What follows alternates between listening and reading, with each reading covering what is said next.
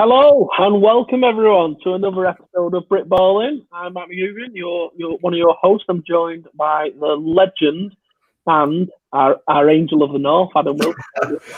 I'm good, mate. How's it going? Yeah, very good. I'm trying out a new welcome. Did you like it? Yeah, I did, mate. I like how you typed it up beforehand as well. I enjoyed that. I know, yeah, just so I can remember everything.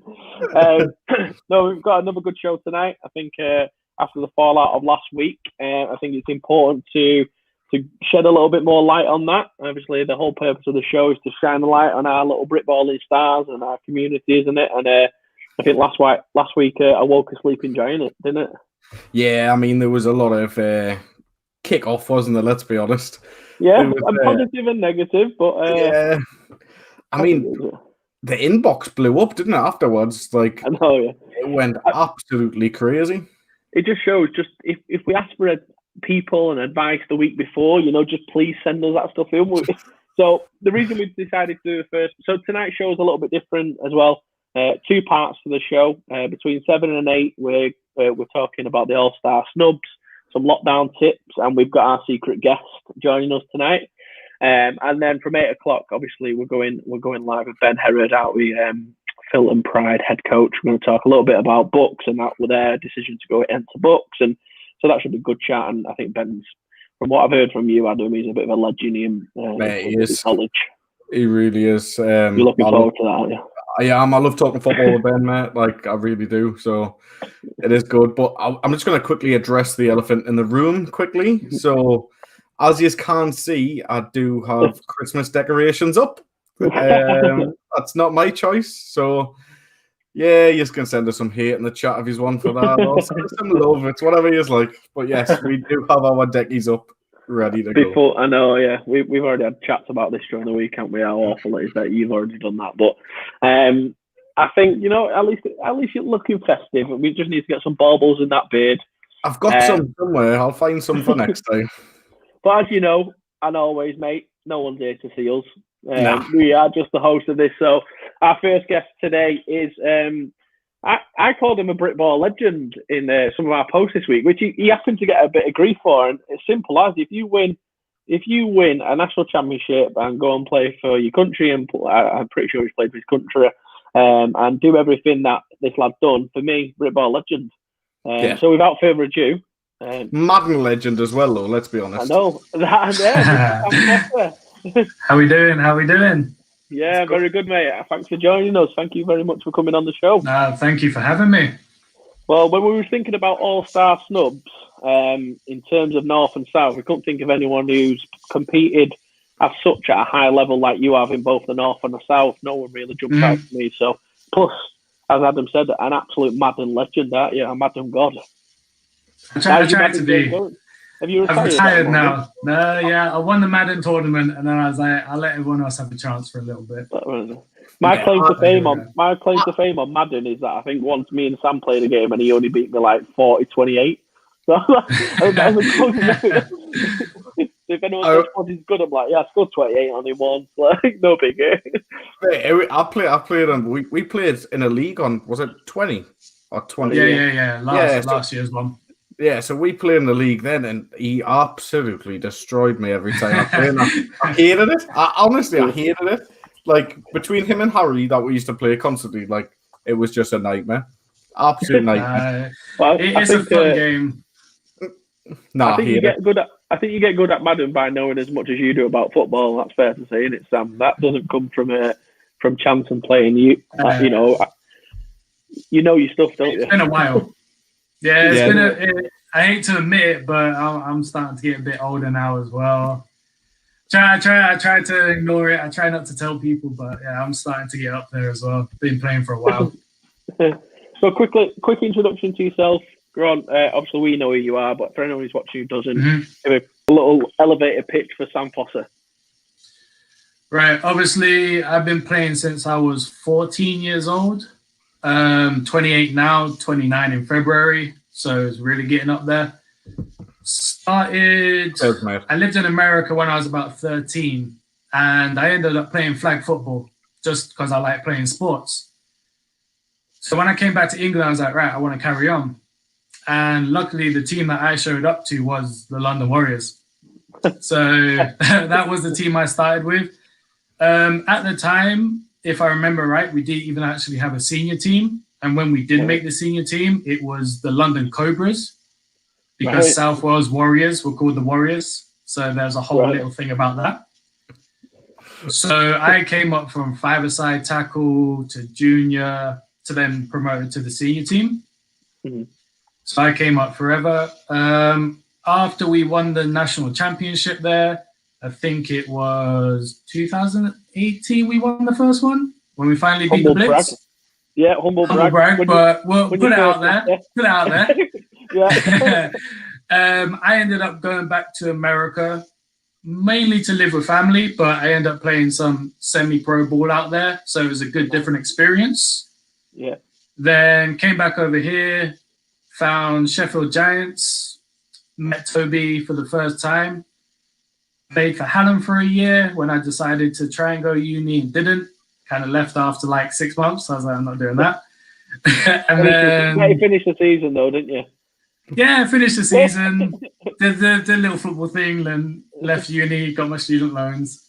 And then last 3 seasons were Sheffield, and now meant to be this season, but obviously now moved over to Manchester with the great recruiting pitches every season. We are active. Definitely. It's a pleasure to have you at the Titans, but even more pleasure to have you on the show, because, like I said, you've played at that highest level. So hopefully you can give us some insight. And later on, we're working together over the next couple of weeks, aren't we, Sam? So this week we're going to be looking at some lockdown fitness tips, aren't we, and stuff. So anything we can do to help with that, we'll go into that in a little bit later on. But let's get to the main elephant in the room, as you would say. Spent the season bullying students. That's brilliant. Nice one, Potter. Lewis knows all about that. I know Lewis. He's made a career of doing that, hasn't he? So, Adam, we're going to go into All-Star snubs. This is me queuing you up. So, obviously, we're going to introduce our special guest in a minute. But the reason our special guest has become our special guest, not only was he probably the most humble of snubs last week, he also reacted in, I would say, probably the most legendary fashion. The best banter ever. Like, I loved it. For people who don't know this, this player is playing in the Schneider Cup, which is a charity tournament next year run by Mike Ireland. And he's playing for one of the teams, and Mike challenged people to do the NFL All-Star picks, like the Pick Me video, sorry. So this was his Pick Me video, and Adam, cue it up, get it going. It's class. We'll play it for everyone now. Yeah, it is, and he's definitely, by the way, the biggest snub that we've had today. So we're putting this out there now. Hi guys, I'm Angus Cook. I'm going to be playing quarterback for Europe, and I just thought I'd come to share something that I have had ever since I was born, and it's so hard to deal with when you just can't miss anything.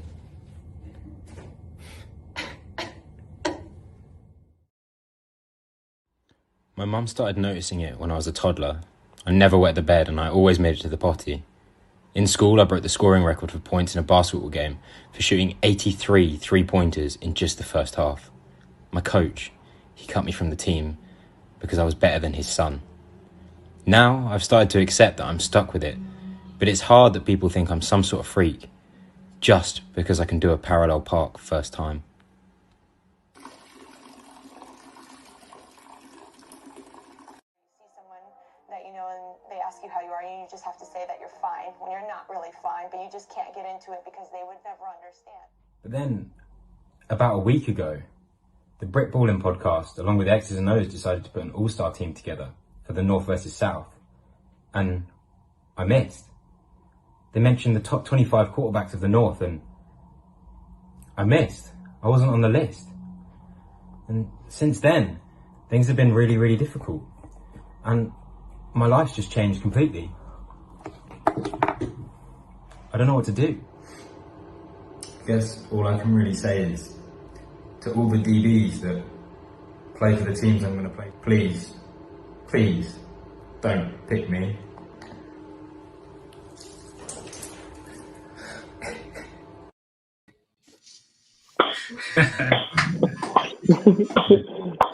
And welcome, here he is, our biggest All-Star snub, our secret guest, Angus. Thanks for joining us, man. How are you doing? Good, mate. How are you? How are you all? Yeah, very good. Thanks for joining us, and thanks for taking some time away from your studies to join us today. Obviously, I know you're busy studying, aren't you, at the moment?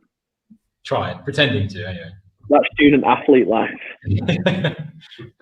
So we have got a bit of an announcement. We have to apologise to Sam Bloomfield. Absolutely no doubt about it. Angus, you are our number one starting quarterback. Starting quarterback now, mate. Starting quarterback. Yeah, no, I'll tell you what. When you've got that level of banter, when you're from the north, that banter exceeds talent, doesn't it? At the end of the day. Well, apologies to Sam. I still think on the field so far he's done enough to steal that spot from me. But apparently, if humour's part of playing quarterback, then it is. That's it. I don't care if you're going to throw a pick or anything here, Angus. I've got a block for you for Team Europe anyway in the Schneider Cup, so you may as well be on the team now. So you know what it is, right? So Mike sent me over the video, and I was like, we need to do a public apology here because this is unbelievable. So I'm going to put it out there now to everyone. I am truly sorry, Angus, that we didn't put you as the starting quarterback to begin with. I would happily drive the length of the country to come and block for you anytime. I mean, I'm not very good, but I can try. I'm not sure you'd want us, but I would definitely do that just for that banter, mate. So thanks very much. The fact that someone's going to want to protect me is always welcome. Always. Yeah, you've not seen me play though, mate. I think, especially if you pick up a Masters and come play at Loughborough, that'd be fantastic. I'm never getting in at Loughborough. He can't get his proper degree, never mind a Masters. I know. I think the main thing for us last week was meant to be a bit of fun, a bit of tongue in cheek, and obviously, hopefully, working towards putting on a game. And I think some people took it more serious than others. But the fact that people acknowledged it and you kind of just embraced it and was like, yeah, fair enough, and then made that, I think it's class. So it just shows the type of person you are, and probably why we have been inundated with requests from Tamworth people, Loughborough people, people just around who play the game show. Off, by the way. You've kicked off, and what I said to Adam is, it must be just because that comes across you. For me, you must just be a great teammate. And people must really like you and want to do well for you. Why we've had so many people just message you in. So that's why we couldn't ignore that you probably are our biggest snub, Angus, because of what you obviously mean to your teammates for them to come out and say that. I think being quarterback, obviously, what you see on the field and you get criticised for is just a piece of it. And obviously, I've got a lot of aspirations in terms of improving on the field and, proving people wrong that have in the past, like coaches and stuff in the past that have said, maybe think about it in a different position or something. But at the same time, I think when you are like the signal caller, as it's referred to, obviously you are kind of in charge for that moment of time. The total of the 11 guys on the field on your side of the ball, including yourself, you're in charge of them. And when there's rotation and everything like that, and they do say it is your offense. Like you've got to treat the team and your offense how you want them to be treated. If you're going to treat someone awfully, then you can't expect them to really want to play for you and really want to and support you. So I think I want to thank all the guys that tried to have my back, but I mean at the same time I'm the kind of guy that's going to respect the decision. I think, like I said, the guys that were picked for a reason. And if you look at Sam and Tristan, they're both proven winners. They've taken their teams places that I haven't had. I've had the opportunity to go to a brick wall, and unfortunately we didn't cross the line. But I think those guys have proven their value as quarterbacks, in the past, and I'm still hoping to do so. I'm going to try and do all the other pieces around that until I get there, really. Yeah, and even just from the outside perspective, following you on Instagram, seeing your teammates, I did say it on the show last week, it won't be surprising if you are probably, one of the GB starting quarterbacks in a couple of years, because you're only, how old are you now, Angus? You're only young, aren't you? I'm 23 at the minute. Yeah. 23. Yeah. So if I wish I was, and one of the things you'll start to notice, and this isn't me being patronising, as you start to get older, and you play it longer, the game slows down. And I can imagine that becomes even more valuable at the quarterback position. Sam, you've played for a long time.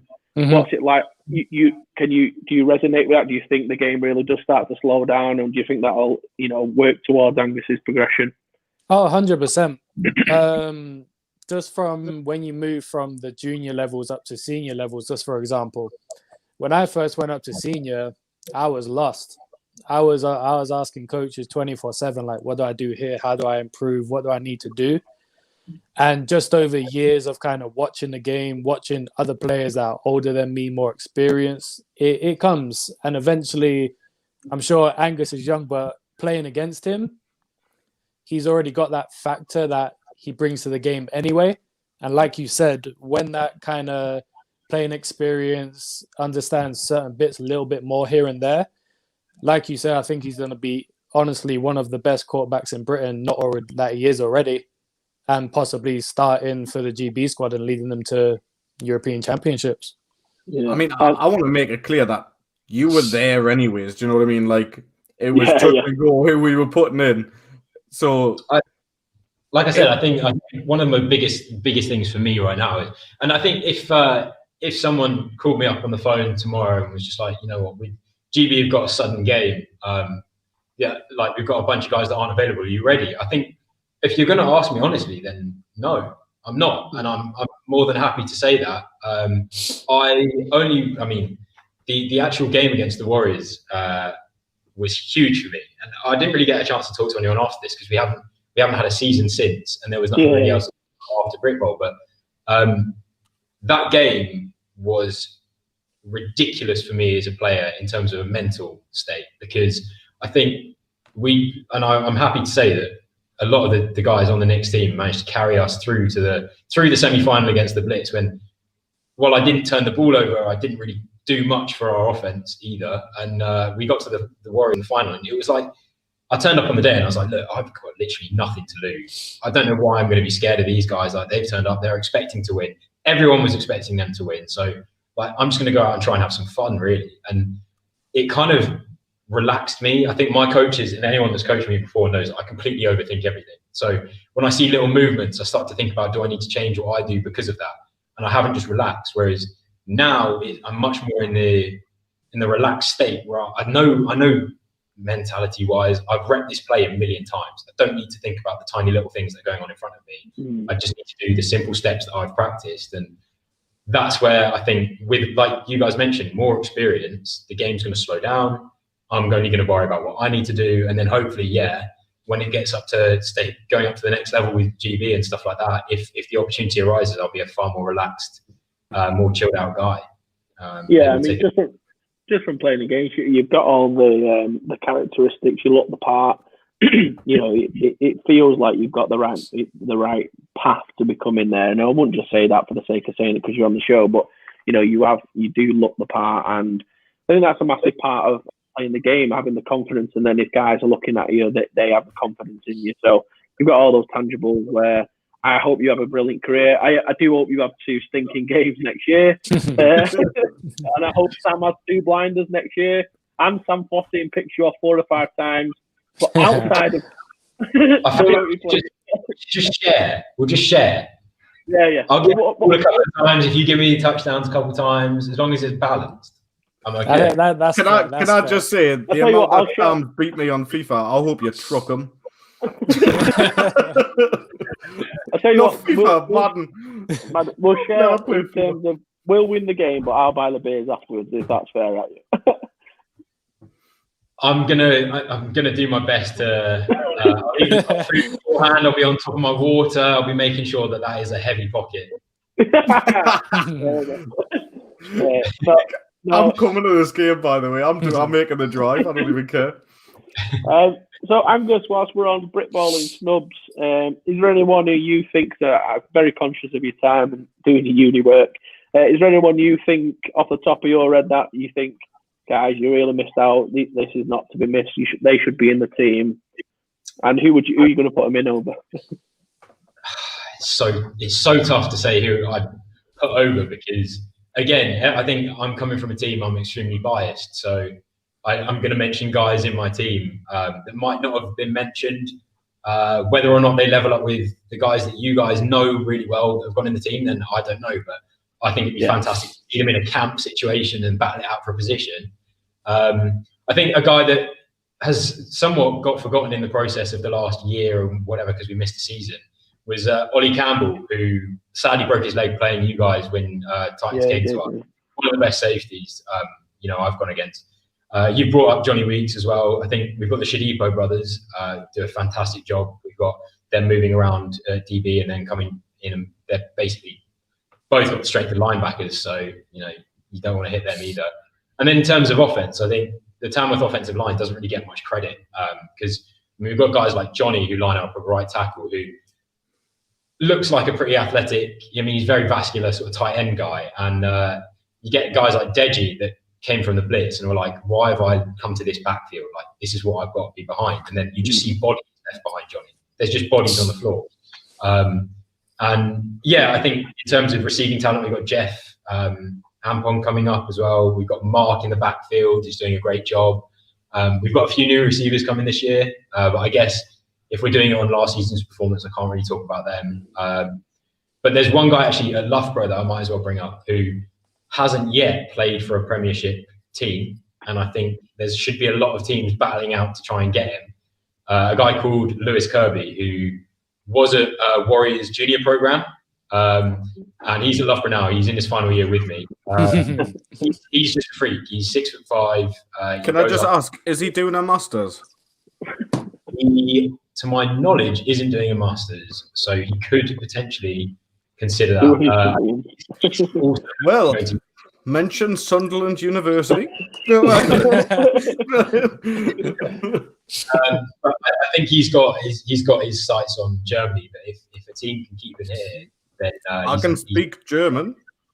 If you can convince him he's in Germany, give him like Steins every once in a while. I'm sure he's there. Mate, some parts of Sunderland looks like it's still during the war. But yeah, I mean, the list is endless, and I think, one guy I wanted to mention. I think his name was probably whacked for the comments last week. Our D line last year was a bit good, and Ovi was another guy who's just constantly solid alongside Ash and Fizz as well with the speed, and he definitely deserves a mention for what he does as well. Yeah, no, appreciate that. Again, like I did speak to a couple of people from Tamworth who were not involved in terms of physical playing last year. So I'm glad you spoke to them. I'm scared to open letters and everything because of what happened last week. I've got one controversial point. There was a position that was not on anyone's list last week. Go on. Kicker partner? The kicker. And Alex Lenkowski runs away with that. There is I see why you didn't bring a position up. But Alex Lenkowski wins that by much. I'll take that. I'll take the kicking job. Done. Well, it's fine. We'll get our mate Josh Lambo, and he's right. He can kick. Yeah. We might be able to pull some strings. If he signs for Gator, I'm laughing. I know. Yeah. I think in terms of a kicker, I think it would only be him on it. He is class. So Angus, thank you so much. Obviously, I know you've got work to do. Thanks so much for coming on, and thanks for being an absolute hero with the video. As long as you don't mind, we will share it after the show. I think it's absolutely brilliant. Sam Bloomfield's here now. What the hell's going on here then? Oh, don't worry, I've got it. Sam, mate, I'm beating you up. I'm chasing you, mate. I'm trying to catch you up. Sam, I'm going to be honest with you, mate. He's not chasing. He's took your spot. Sorry, he's funnier than you, so you're gone, right? Sorry. So we'll have to get Sam on it. It'll be like an Eminem and what's that guy? Machine Gun Kelly diss track coming up. And it was Mike's idea, and he says if you've got anything to say about it, he's not blocking for you next time. Right, Angus, we'll let you shoot, and we're going to carry on with some more snobs. But cheers for joining us. Legend video. Thanks very much. Cheers, bud. Cheers, guys. Thanks for being there. Cheers. Oh, who's this Div 2 guy talking to me? Adam, I'm on comments, remember? Oh, sorry, man. Well, this Div 2 guy, I mean, I don't really coach in Div 2, but never mind. I coach you run a successful podcast. That's I it. That's what you I know. do. Yeah, podcast And I can- for everything. I can throw the ball with me arm up here as well, so it doesn't really And make a difference. And you played quarterback, which means that you're also legitimate. Right, all-star snubs. Come on. Who have we got? Sam, any jumping off from you? We've had a couple come in, but I'm going to go to you. It's hard to say because obviously you got to replace other people. But just to mention people, I'm going to try and get a few from most teams because there are quite a lot of people around. So if you start from my old team, Giants, you've got Josh Allen. He's the guy that does everything: running back, quarterback, wide receiver, slot, kick return, punt return. Fantastic. How good player. is he, Sam? Honestly, in terms of covering, he's one of the hardest receivers I've ever to cover in my life. The way he can move, run his routes, get around you, his agility is just ridiculous. Yeah. When you reckon that's a sleeper, that's a slept on one, and that's no disrespect to the Giants. I was always trying to, when I was looking at the team, trying to justify putting a Giants player in over a Tamworth player, and I get that, but you played against the best, but you're saying he's one of the hardest you've ever had to cover. Is that right? Regardless of the team. The thing you got to realize, it's that same thing what you guys were saying. The thing with Josh, due to circumstances, he's had to play slot, running back, wildcat, quarterback, like a bit of everything. So no one's ever really seen him just fully at his position that he can play, which I would personally say is the slot receiver. Because in terms of his route running, he doesn't give anything away. He's still running verticals on people that are like 5'10", 6 foot tall and still beating them deep. So I think it gives a lot of credit to him. More mentions is Lewis Potts. Obviously, he had to retire due to some reasons, but I think you guys know him as well. Fantastic worker, D-line, O-line, leadership. I only got to play with him last year. That was my only year I got to play with him, and it was an honor to play with him. Fantastic player. Yeah, to be fair, in terms of a player, I loved playing against Lewis because he's the kind of guy who you'd go head to head. He'd never come out of a play. He'd never like half-ass a play. And there was sometimes, with all this, like we got a double team on him and we'd drive him to the floor or whatever, he'd get right back up and he'd go after us the next play and he'd beat you on the next play. And he's just a competitor. And then afterwards, he'll shake your hand, have a smile. I know he's on his big fitness thing at the minute, have a beer. And he's that kind of person, which is, I think, what makes him. I think, like you say there, I identified him as a great player. Yeah, I agree with that. Most definitely. I will say one wide receiver I would actually put in the team is he plays for Tamworth. Where's number 81? James, I can't pronounce his last name. Hossack, yeah. In terms of him, I know he's been around for a while, but in terms of playing him twice a year, what he brings to the table through intensity, just knowledge of the game, blocking, catching, route running, he's honestly one of the best and funnest people I've ever had to compete against. All the time I played. We mentioned him actually. We were talking about him, weren't we? I think he's a fantastic player. I personally think he's still the best receiver on Tamworth. He might not be the youngest or the most upcoming, but I think when they need somebody, he's still the guy. So would you replace Ben then, who was in the team, Burslem or Nunes, or Harry Rowledge? Basically, of my opinion, from what I said about him still being the go-to guy on Tamworth, in my opinion, I would replace him with Ben. Yeah, okay, that's fine. Just because I think when you got with the other two as well, you got James, he's kind of a gadget guy, you can place him anywhere. Yeah. Harry is obviously a fantastic receiver. Like, you can't go against him. He is fantastic. But I think when you put James in there, he adds that grit. Like, he's a slot player. He'll come and crack your linebackers. He'll block you. He'll cut block you. He'll do everything. Yeah. I've still got a headache from playing against you and Matt McCormack. It was a good game, Lewis. It was a good game. Me and Matt, when we have I'll go for it. We have an RIP call, which is obviously it's our double team, but basically what happens is he comes off the end of the block and release it, and like I fall on top of them using my weight. So that's so I think Lewis is unfortunate at that. So we'll double team him and then I fall on top of him. So it's like the double whammy. It's our RIP call. So Luke Cowlin will be telling us that we shouldn't be on the block for as long, but sometimes it's just fun to do. It's fun to do. Yeah.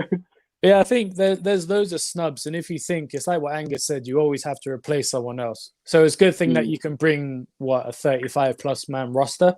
Yeah. Because when you look at it, if you go to Merseyside, you got number 10 Alex Eager, I think it is. Yeah. If you go to Edinburgh, you have their slot receiver Stuart Galloway, I think how you pronounce his name. Yeah. They had a running back. I'm not sure if he played last year, but number 21, his name's Callum something. Davidson, is it? I think so, yeah. To be honest, he was quite new to the game, I think. I think he played uni ball, but in terms of just athletic ability, fast as anything, he's a fantastic player as well. Yeah. So I think you can throw so many different people into it. Yeah, definitely. You've got to pull that comment. No, yeah, go on, you can pull it up. Go on. I've seen you laughing. I love that. That is the best comment of the day. Well, he came down from the Wolverines and he was trying to impress. He lined up at D tackle and he got took for a ride. That's all I'm saying.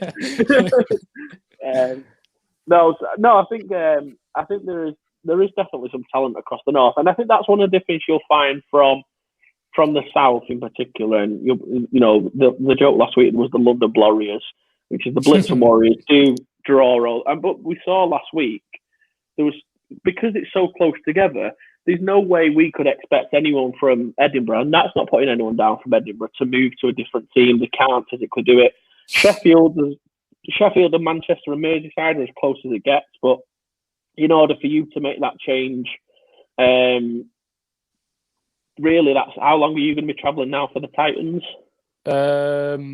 Pretty much, if I'm driving, takes about an hour and a half, but train 2 hours. So about 3 hour, 4 hour. Really? Are they not like picked up in a helicopter or something with haven't they got 4,000 players paying subs? I asked for it, but the only thing I got was to choose my number. But so there was a fight over that. I remember that in the groups. But no, I think I was going to say this was one of the points I was going to come on to actually. Is the best O-line I played against last year was at left tackle, first game at Edinburgh Wolves, 50 of 55, played Sterling too, I believe. Don't know his name though. I'm not sure on his name, but the Edinburgh O-line consistently came up last week, this week. Props to their social media guys because they're getting. They've got Ali Ritchie's been mentioned. He's the Wolves centre. Yeah. There's been a few there's so many replies and things on Instagram for Wolves players as well. Definitely the Wolves offensive line, I think, as a whole, because you've got massive shout to the Titans Instagram. Social media, all that, the Wolves, all of these guys that I keep sharing our stuff and things. Honestly, it's really appreciated. Top notch social media for you guys. Wayne, classic. The RIP call is absolute savage. Wayne, I wish we could get our hands on you to actually do that. Wayne's usually just spinning around the outside of them. The Brendan, Wolves receiver. Brendan Wolves receiver. He doesn't jump out to me. I can't, without numbers and stuff. It is difficult. Because TJ was in the team, Sheldon. So TJ was the starting right guard in the team. I was interested. I couldn't think. Sam, you probably spoke to them, no doubt. Leicester Falcons obviously played last year in the Premiership. I'm just assuming you're a good player near them, so you probably would have been reached out to by them. Can you think of anyone? Because. Obviously, the linebacker, we've had one come over to us, but can you think of anyone who jumps out from them? Obviously, because the conversation last week was Mark Francis. How do you think Mark in particular stacks up within that team and the likes of Elliott, Joe Newton, Ryan Newton, Joe Nick? Do you see him getting in there? It's a bit of a thing with Leicester because obviously you got Marcus. Marcus got mentioned, but obviously the same what people mentioned about Marcus. Where do you put him? Receiver, quarterback. He's a great athlete and he adds a lot to any team you go to. I personally wouldn't put Francis in there. sorry, I was going to say congratulations to Marcus. I think he's just been given head coach of the Derby Braves as well. Oh, Seen yeah, this he week, did. so, yeah. No, it was Coventry, I think. It was Coventry. Oh, was Yeah. it? Fair enough. Yeah. He's made head coach somewhere. Congrats. He's head coach of a uni team, so well done you at such a young age. Go on. Sorry, mate. Yeah, the thing with Francis is not taking anything with him. He's a physical specimen. He's a beast. But, I mean, that's all he's really got. Like, I mean, you gang tackle, you scheme correctly. You're going to stop him quite easy. The thing with Elliot, we all know Elliot. Fantastic runner, fantastic pass catcher, can make you miss in the blink of an eye. You got Joe, which is near enough the same size as Francis, much faster, better vision in a sense, better ball player. And I don't know Ryan Newton as much. Obviously, your choice of it. Yeah. But seeing him in practice a few times, he is a great flex player, similar to Elliot, maybe a little bit bigger. Yeah. So I think Francis would be good to have, but I don't think he outbeats any of the three that you guys picked. Yeah. In terms of the safety, though, and Tyler Brown, no, there's not a better safety in the country than him last year. Not a chance. Like the conversations I had with him, like when we just spoke before, after the game, Facebook. Obviously, he's American; he's from there. But what he brings to a team, leadership, ability, knowing the play before it happens, the way he breaks on it, he's fantastic. Never seen a better safety in this country, in my opinion. And I play the position, so that's hard for me to say with how confident I am. with how I am with myself, that's hard to say. Someone else I agree. know better. He's another again, Alex. There, you're mixing Marcus Francis up with Urbanski. No, I think we know Marcus is the running back. Urbanski is the offensive weapon, as it were. Yeah. Alex, another great player from Leicester, and just came over to the Titans. He's a great reader of the ball. Reactor, played for Hallam for a while. I love how you made a little joke about Leicester reaching out. How many players are you boys been reaching out to, by the way? No, at least we're not offering payment. We're offering a chance at a championship. That's the difference. I'm not saying Leicester do offer payment. It's just rumoured that they do. I'm sorry. I'm not going to go out and say that. I don't want to pick up Leicester beef because we're uploading live, man. I know.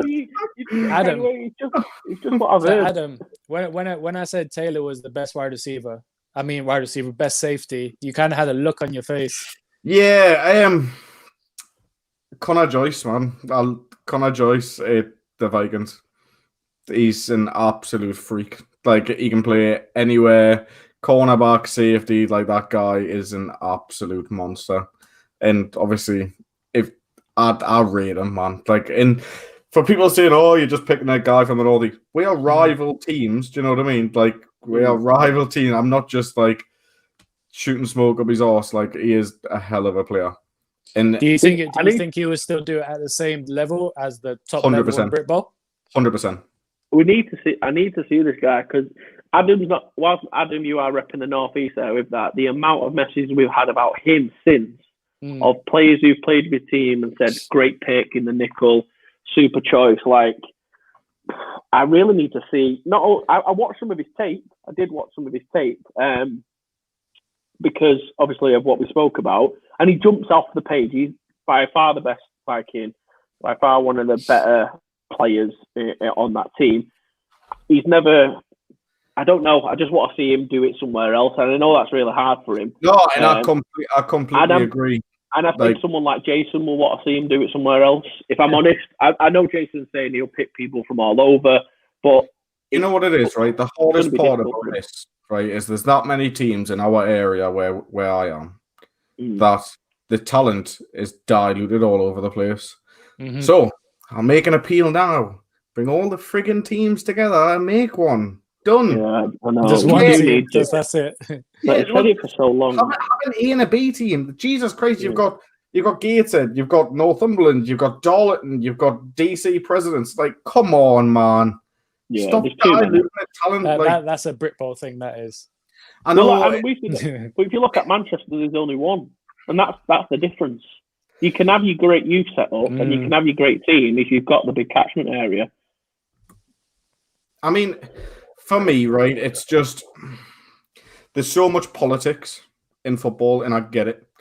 Mm. I do. I get like, oh, you just don't do it this way, and people argue and all that sort of crap, right? But at the end of the day, if people start getting on the same page, and if let Buffer just say to Buffer, like, oh, why don't we just have like another team in the Northeast? Either come together and make a Prem team, or we'll put a team there for you, or you can never have a Prem team.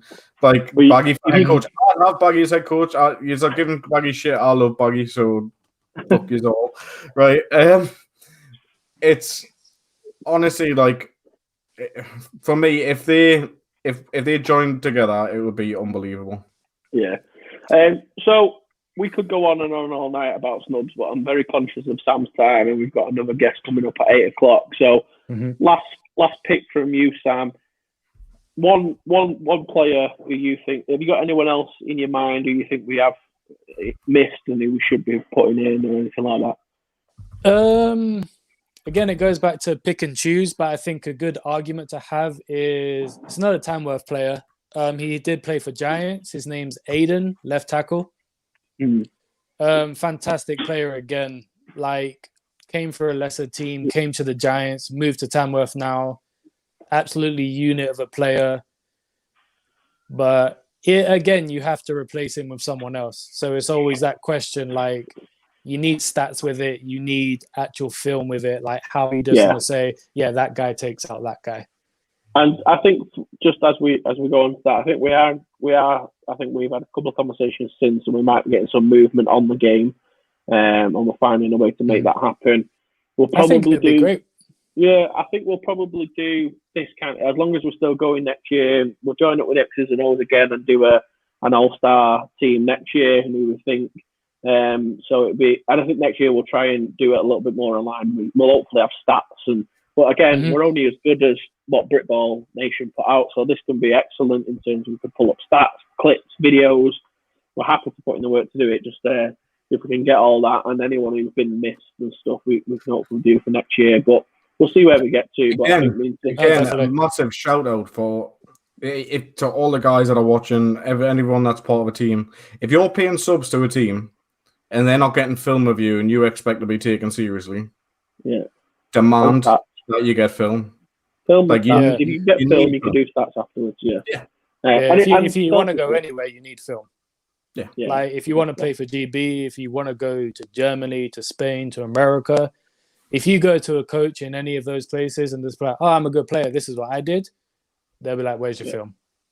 Yeah, exactly. So we'll put, thanks everyone for in terms of the All-Star thing. We'll put that to bed for a bit. I'm going to tease something now. We are doing something bigger and better at the end of the year. So this isn't the last you've seen of it, and I'll just leave it at that. But towards the end of the year, for one of our Christmas specials, if you will, we're going to team up with X's and O's again and do something unbelievable. However, that's there for now. That's a tease. However, Sam, let's talk about, we've got a couple of minutes, 5, 6 minutes or so, if we can. Obviously, we're going to be working together this week, next week, over the coming weeks, hopefully.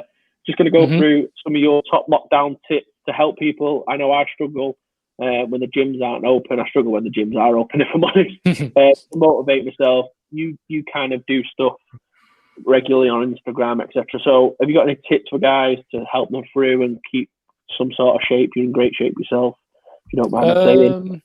No, of course. I mean, big me up. Like, I'm in great shape. Obviously, as much as people say this, it is keeping it as simple as possible.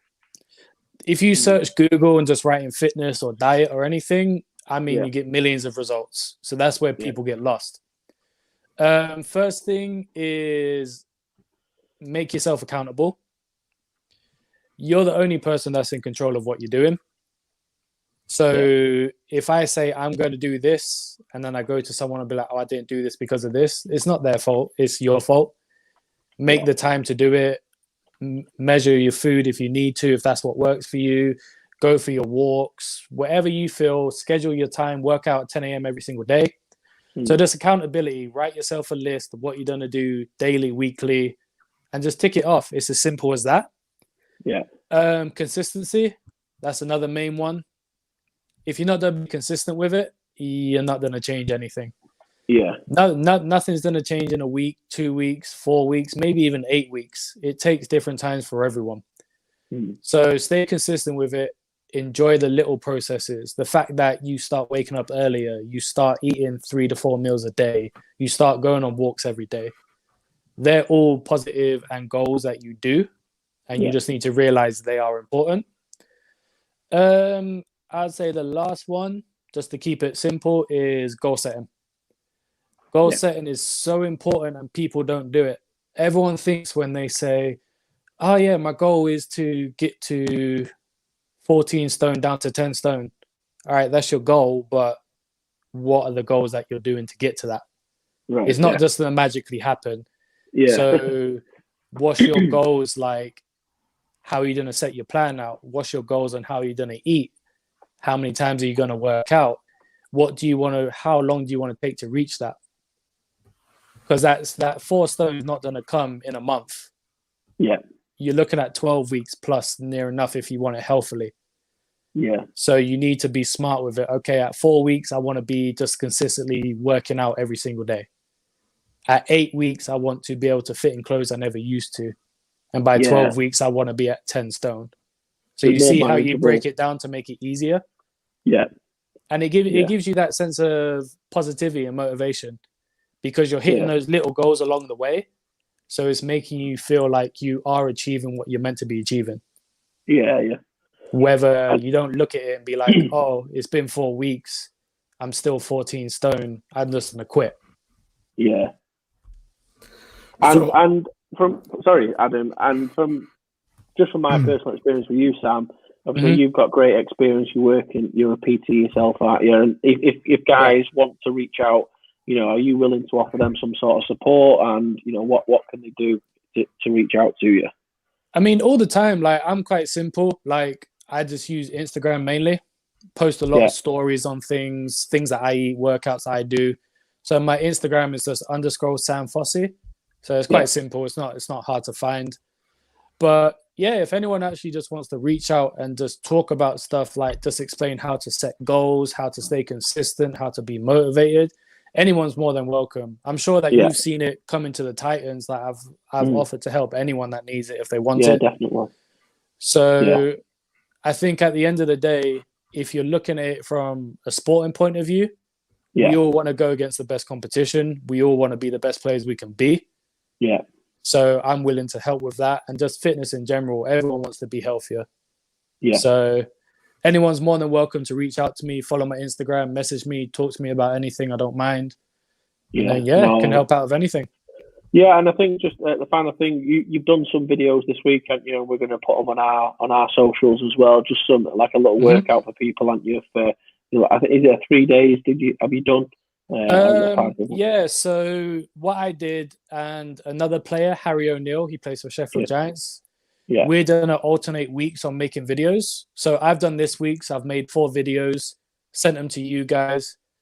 I can post them on my Instagram. If someone messages me, I can send them directly, just so you can see them. You guys can post them if you want to, and I can just explain the exercises, what to do with them, reps, sets, whatnot. And then next week, Harry's going to do them, so they could be completely different. And then obviously going forward, we're going to try and work together and get something more just consistent and going and helping people out. Yeah, exactly. So, no, we do appreciate that as well. Like I said, our goal, our short-term goal and long-term goal is to help Brit Bowling and help everyone get better. And in order to do that, we understand me and Adam, unfortunately, aren't the fittest, healthiest, most athletic people in Brit Bowling. So we're trying to... You're trying to see? Adam lined up a receiver and got double covered. That's there you go. We had a 2-hour conversation the other night, Adam, about what type of food was different in Manchester to Newcastle. So, no, we're not the most athletic. I remember standing at that conversation. So, I think if you want to know where to get a scallop muffin from, again... Yeah, that makes no sense. I'm not getting into that. Hit me up and I'll tell you what that is. And again, what was some of the crap you was coming out with as well. Greasy food, speak to us, but athletics, how to get better as a British American football player, and be a better person in general. Actually, probably speak to Sam about that. You do realise coaching's my job, but cheers, mate. Thanks very much. yeah. I mean, you can coach in that, but in terms of like, and get into a 3-point stance. That's about it. Yeah, that's about as far as I guess. This kid's an athlete at the end of the day. Yeah. So, Sam, any final thoughts before we let you dash? No, it's been a pleasure to be on. And like I said, if anyone wants to reach out and talk football, fitness, anything, just follow me on Instagram, message me on Instagram. Always willing to help and talk about anything, really. And Madden tips he's good for as well, even though he's retired. I can still pick up the sticks. Do not play him at Madden. Do not play him. I load into a false insecurity once, but I scored 28 points on him, and I'll live by that. Happy days. Yeah, happy days. Thanks very much for coming on, mate. Much appreciated. Yeah, I appreciate it, boys. Thank you. Cheers, mate. Take care. Well, look at that. Adam, we are awesome. We've kept the time, 8 o'clock on the dot. So there's only, again, as I've always say, people aren't here to see us. The second part of our show. I think this is the most excited I've ever seen you when we were talking about the show. I don't know why yet, but I'm hoping this is why. We'll find out. This is where me and you differ. I do the senior ball side of things. You do the youth and uni side of things. So we're going to shoot to a quick 3-minute break. Is that right? Yeah, 3-minute break, and then we'll be back. We'll get Ben in here, and we'll talk all things Pride. So see you in 3. See you in 3.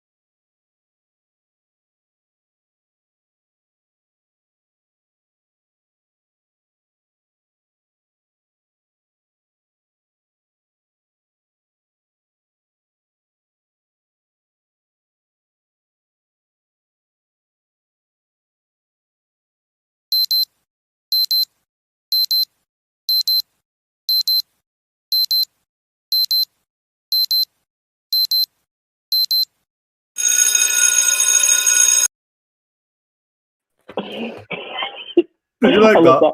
I love that little bell. That's the first time I've seen that, you little bell. Mate, I had to put it on. Right.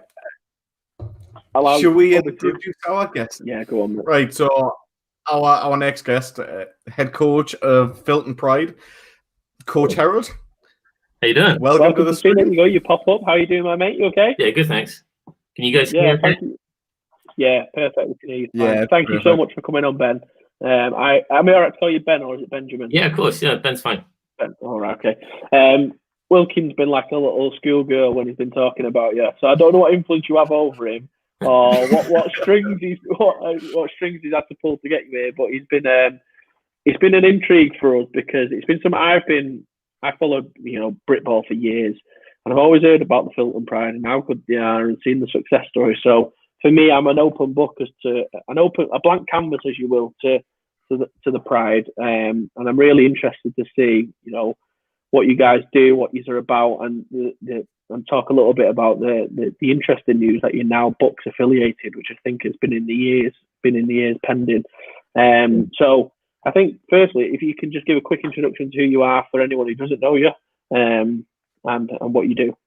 Yeah, sure. I guess I'm probably the least interesting thing. The academy that I coach is probably the more interesting thing. So my name's Ben Herod. I've been coaching for 22 years, something like that now. Started off coaching the Aztecs junior team. That progressed naturally into becoming the academy when we were using the college facilities, and the principal at the time at the college just had a real liking for American football, and he already had all these other great academies in place. And he came to watch a couple of our sessions, like what we were doing. So sort of offered me a job overnight, really. Didn't really know what an academy should be. I had no background in education, so it was a really steep learning curve. And this was probably about 14, 15 years ago now. We initially started off with a completely blank canvas of, take it where you want to take it. There's nothing like this ever been done before. So, make it what you will. We started by trying to recruit from our school body. That didn't go particularly successfully. We got a few very gifted athletes come on board, but we couldn't get the mass numbers that we needed, certainly not on the lines. So then we cast our net a little bit wider. The following year, we looked at recruiting kids in from anywhere in Britain. And initially, we weren't particularly choosy about who we had and who we didn't have. We were just glad that anyone wanted to apply and come to us because we were completely unknown. Didn't play any games in our first year because we didn't have enough numbers. It wasn't until 2009 that we played our first game. We played a prep school from the States who gave us a good thrashing. I think it was, I want to say 27-7, something like that. But they gave us a really... That's not a thrashing. It is for us. It is for us. But it gave us a really humbling experience. It showed us where we needed to be. They were really, really professional. I'd not seen anything like that before in Britball. So their coach was very open to discussing how he got his team to that point, improvements that we could make. His name was Todd Marble from Kent Prep School in the US, and actually took one of our kids back with him on a scholarship of sorts, a kid called Jordan Crouch, to play some prep school football out in Massachusetts. And then our second game ever, 4 weeks later, with 18 kids, was against Great Britain, who we beat 8-6. Nice. So, and from that point on, really, we started to get a bit of a reputation for being a quality program. I'm not sure that was true early on. I was not making it up as I was going along, but I made an awful lot of mistakes, not just on how I was coaching, but how I was approaching the kids and, the decisions I was making.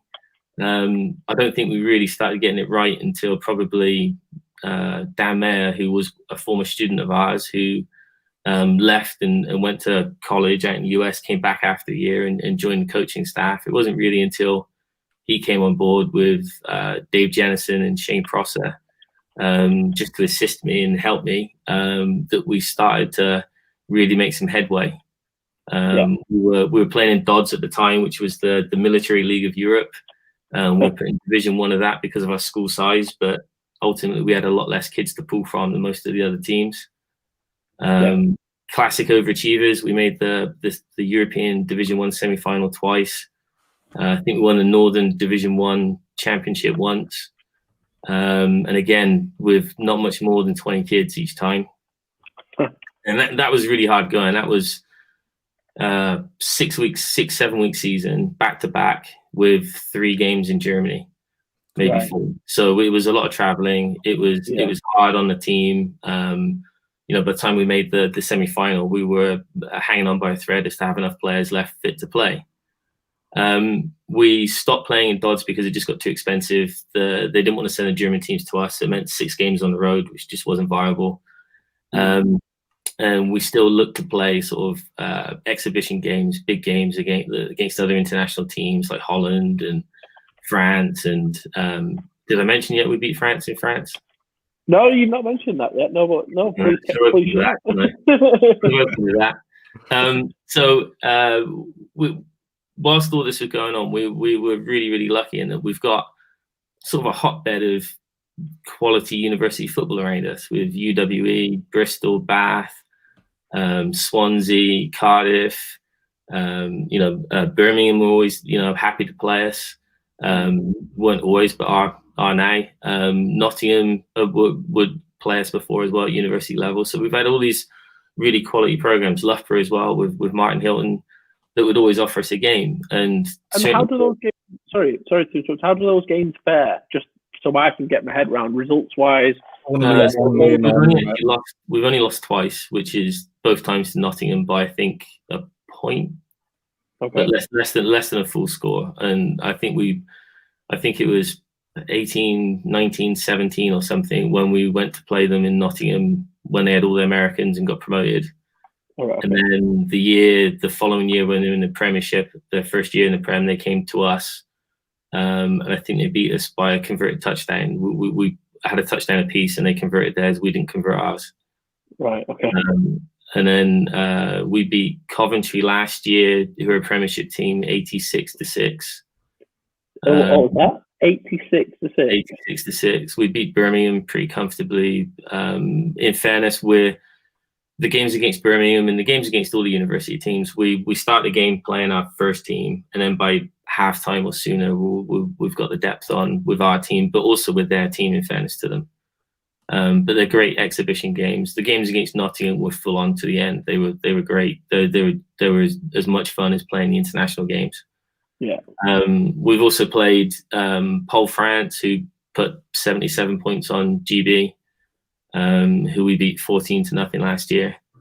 GB as in the adult men's team? No, the junior team. Under 19s. Yeah, it does get a little bit confusing because we're sort of, because we're at college, we're not strictly junior, we're not strictly adult.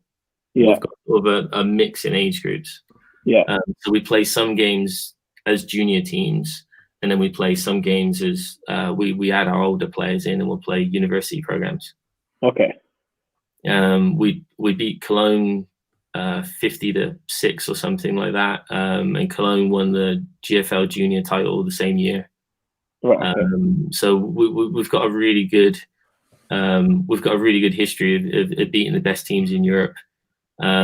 We've like I said, we've had loads of fun playing the Bucks teams as well, especially the Premiership Bucks team. Swansea would always give us a tough game. They're always fun to play as well.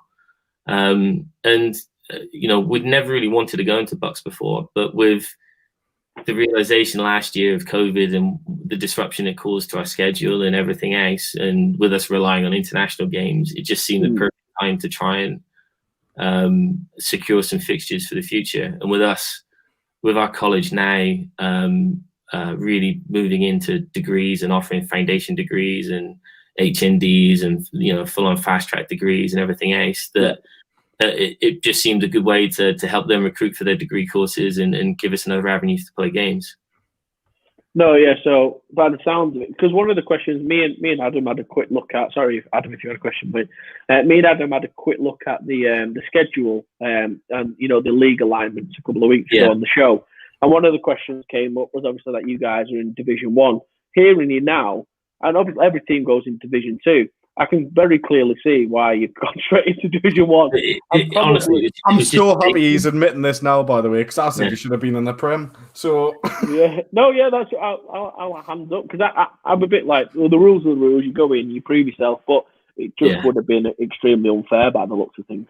I don't think it wasn't a scoreline thing. I mean, I think they're happy for anyone to go in and earn the right to be promoted. It was more a safety issue. I mean, we've got some of the best youngsters in Europe that come specifically to our school just for American football. A lot of those Division 2 programs, they're recruiting kids at Freshers' Fair that maybe have never played before. Yeah. And it wouldn't be a fair. It's not that it wouldn't be a fair matchup. It wouldn't be a safe matchup. You know, we got references in the Referees Association. We got references from the Division 2 teams who would have been facing all the Division 1 teams. You know, we put in a really sort of solid case, considered bid to Bucks, and hopefully they're going to make the right decision. It's just that they've put us in Division 1 at the moment, but that's still yet to be confirmed. Right. Okay. I honestly, like, if there's anyone from Bucks watching now, you are in the wrong division. It's as simple as that. I mean, you'll walk that division, and I don't even think you'll get scored on. If Ben's a salesman, I'm buying it. They should be in the Premiership. Like, I'm telling you, like, you can't have that record and play. Division 1. Don't forget, Division 1. Every so often, you'll get a team who's got it together, and they've got the third year the guys there. So you know, not doing UWE from 2 years ago. Yeah, exactly. But they walk those divisions. There is also teams who haven't got up to Division 1, and I know this from coaching at the Tyrants for so long. They get up to Division 1 get out of Division 2 with all your year 3. You get to Division 1, they all leave, and you've got loads of rookies in Division 1, and it's just less likely to happen in the Premiership. So I agree in terms of safety. I think, I have to. I agree with that, guys. Honestly, right, from my point of view, so I've got my little academy team, and then we have some guys that stand out. And we always say go to Pride. So we've sent like Kieran down this year, who stands out for us. And if I brought him into my uni team, which is a Div 2 team, he would stand out in the university team. And it's honestly like it's not anything against these university programs, but Pride themselves need to be. I don't even think in the Premiership there's going to be many teams that are going to compete with you. I think there will be. I mean, we're not. Most of those Northern Division teams can offer scholarships to America. Yeah. In the North, going to be quite significant as well. You know, we're still going to be on a very young side. So, I think we'll not struggle, but I think it will take us a while to find our feet in the Prem to win consistently. I mean, that sounds like a very humble head coach to me. It is. I'm telling you, he's being very nice there, because I honestly think that you would tee off against most of them teams. Don't get us wrong, there'll be a few that'll give you some good games and things. But I think most of them. I think they'll all give us a good game. So you mentioned there you've got some of your younger guys and you've got some of your older guys. Can you just explain? This is more for me. Can you explain how that works in terms of let's say my little lad is 10 years old and I want him to work toward becoming the Pride. Let's say he's 15, 14 next month. What am I looking for him to go to such an elite program? What does he need to do? Sure. So it's quite a complicated setup in many ways, in that we have further education and higher education in the same school. Yeah. So we have your standard sort of sixth form education. So for those that have graduated GCSEs and are moving on to BTECs or A levels, and then on top of that, we've got, once those are done, kids can move on to HNDs, degrees, fast tracks, all the wonderful things you can get at universities as well. Now, as far as what he would need to be at the Pride is, we're really looking for good character and coachability. We've got a first team and a second team within our FE team. So within our sixth form, we've got a first team and a second team. So there's a place for everybody. We want to try and get to the point where we're offering the sport and our practices to best part of 140 people. At the moment, we're about 91. We've had slightly more and we've had slightly less recently, but I think aiming for about 140 in total, and that'd be a good mix of the two, further education and higher education. We've learned that with especially in COVID at the moment, the way that you can't guarantee who's going to be at practice and who's not going to be at practice. And our school has really, really strict rules on if you don't turn up to 95% of your classes, if you miss assignment hand-in dates, then you get banned. And every kid thinks it's not going to happen to them. Every kid thinks it's not going to happen to them, but it happens to every kid at some point. Because, I mean, we've all been at school. We all miss a homework deadline, and we're all going to bunk school occasionally, aren't we? I mean, it's just, you know, if you stay up late and watch the football on a Sunday night, you're not going to get up in time to go to school on a Monday. And that's, imagine it's 16, 17-year-olds, you know, living away from home and not being affected by that once in a while. But the positive thing I would say is that after they get banned once, they typically don't get banned again. So they learn their lesson really, really quickly. And the majority of our kids mature much, much quicker than the standard kid who stays at home and goes to college in his backyard. You know, having to learn to move away from home, to cook for yourself, to do your own washing. It means that, you know, the majority of our kids, again, I can't think of any off the top of my head that have had to repeat their first year at university. And that from looking at a wider standpoint, most kids I know that come into the, you know, other university programs typically balls up their first year of university. They either drink too much, don't go to lectures, they screw up in some way. Whereas our kids got all that out of the system. Yeah, that you creating more well-rounded individuals, aren't they? Yeah, I think so. And that allows them to flourish. Feedback from parents on that as well. Yeah, and they say they notice the difference in their kids when they come back at Christmas, that they appear more grown up and they're able to look after themselves a little bit better. Yeah, it's not the worst thing in the world as a parent, is it? If you're, you know what it is, right? One of the guys from our team is there at the moment, and his mom just drove like 300 mile there, 300 mile back to drop him off his gym equipment because he was worried in case he couldn't go if there was a lockdown to the gym. So they just took him a weight bench and everything down and drove back. God. So they've got it in the garage at the house now. No surprise why they're doing so well then, is it? That's a good question. What qualifications does a kid need to apply? It totally depends on the course he wants to go for. So if he's looking to go to a university course, he'll need the right number of UCAS points, whatever that minimum is for the course he wants to choose, and that's all on our website. Our BTECs, we've got BTEC level 1s all the way up to level 3. So again, if you scrape through your GCSEs, you can start at a lower level and then progress slowly. If you've got your 5 GCSEs and above, then you can go straight into a level 3 course.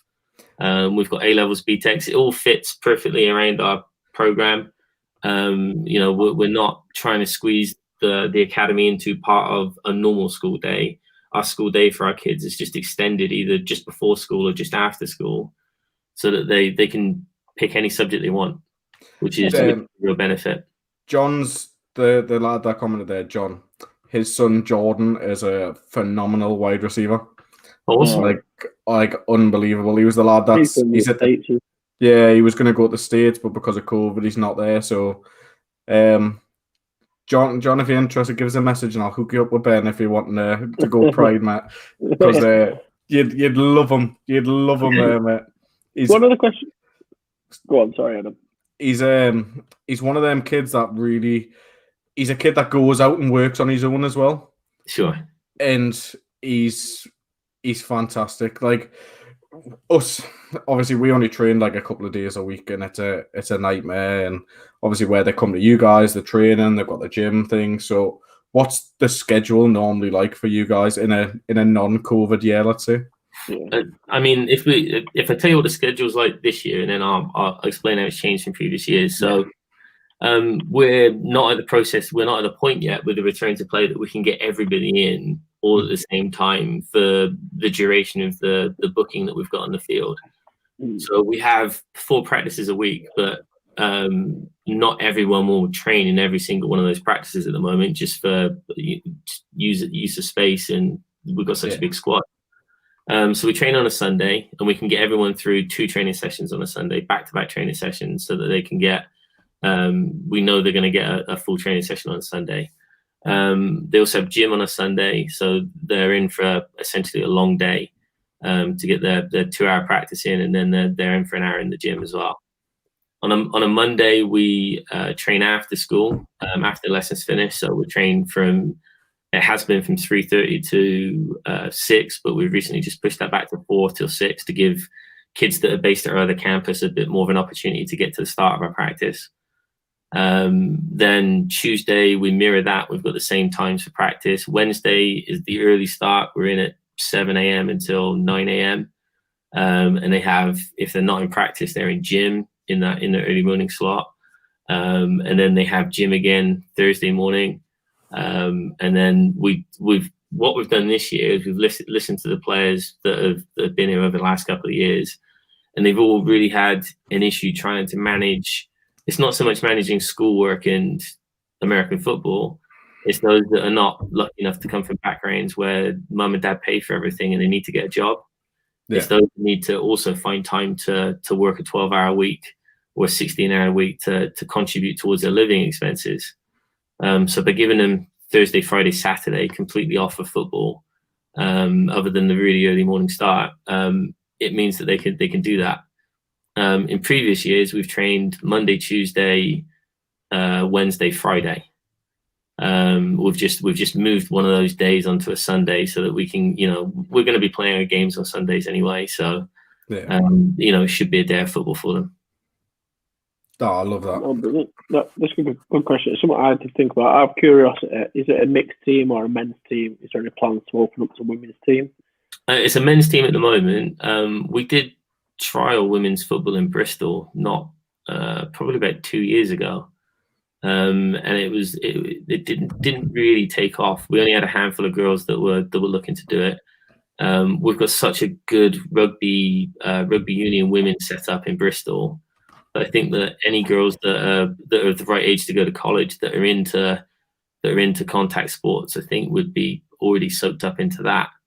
Yeah. And it really, the opportunities in rugby union for women at the moment is, they've got opportunities. There isn't any for a professional career in our sport, that makes a big difference, doesn't it? Our kids, recruiting kids in and saying, look, you can follow Samira Idrissi or Mitch Wilson or Alex Jenkins or any of these guys that have gone out to the States and got scholarships, or even like Alex Jenkins has gone all the way to the NFL. That's easy to help us recruit. When it comes to women, there isn't. Phoebe's done incredible things as a player and as a coach, but there's not a clearly defined pathway for anyone to follow. Yeah, definitely no. Until American football has that for a girl, I think it's going to be really difficult for it to be done at education level. Yeah, no, I agree. I like that you're focus on the pathway, and do you know what I mean? So if there was ever that professional league or something set up for women like the NFL or something, then that will be an avenue that you guys would then look at. Yeah, exactly. Yeah. If there was an opportunity for them to carry forward and there was an organised collegiate league, that would be a really good start as well. Yeah. One of the things what are Filton's biggest success stories? So you mentioned, or maybe the question should be who are some of Filton's biggest success stories? You mentioned a couple there. Did I mention that one? Who was that, sorry? Did I mention we beat France? I've already mentioned that one. I love that. I'm just going to play this on a loop. So, our success stories, they're not just football based. One of the kids I'm sort of proudest of that's come through our program is a kid called Cameron Parker, who was, he was a great player, but he was 5'4", if I'm being generous. Yeah. Little cornerback. He was probably running 4.8 40s. He wasn't athletically gifted. Now, he worked incredibly hard in the gym and became a kid that could, bench press 100 kg for reps. He could, he had the stats. He just was 5'4".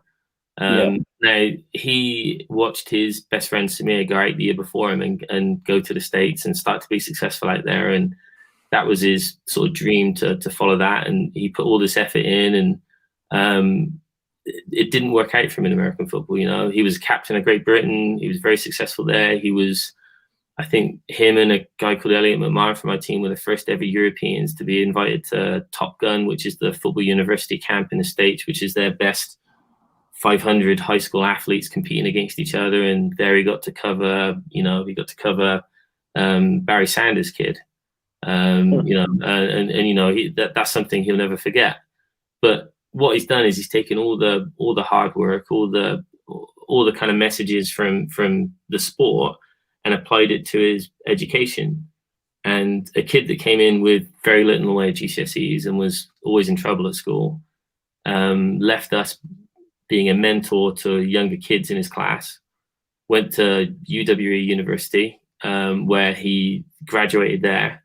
Whilst he was at University of West of England, he was also being used as a mentor to younger kids, and he set up his own company.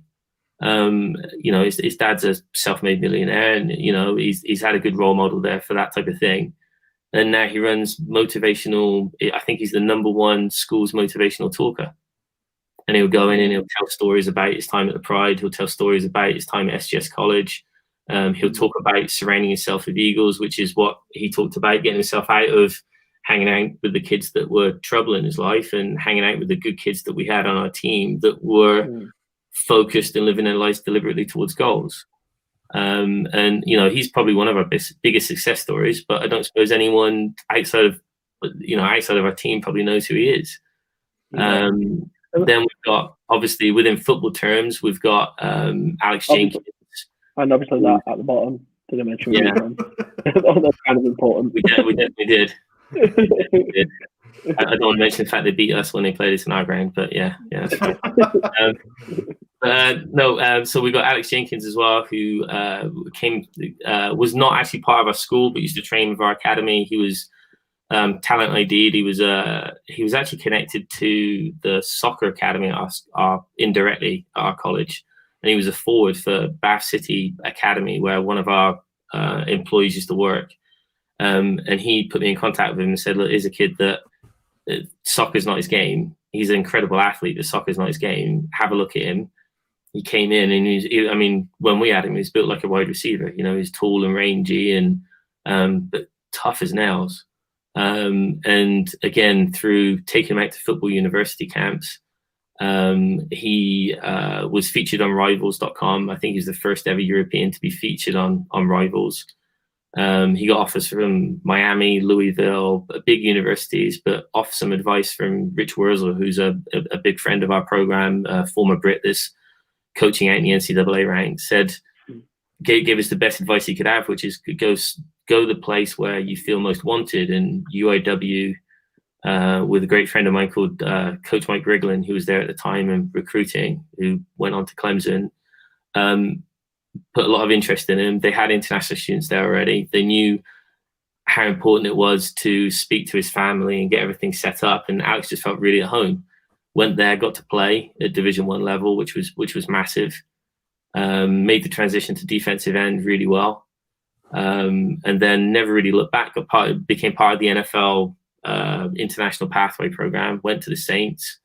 Had a short spell with the Giants before getting hurt. Played in the XFL. I think we'll see him in the CFL hopefully this season, and then hopefully back into the NFL again. We've had Tiggy Sanko through our program, who was a running back with us, who was a defensive back with the Cleveland Browns until recently. We've had Jaro Favres, who was a Dutch defensive back, who was with us, who's now at West Virginia. And I think he's getting game time as a freshman there as well. Eric Schusted, who really opened the door for him at West Virginia, who was one of our former offensive linemen, who was a walk-on at West Virginia.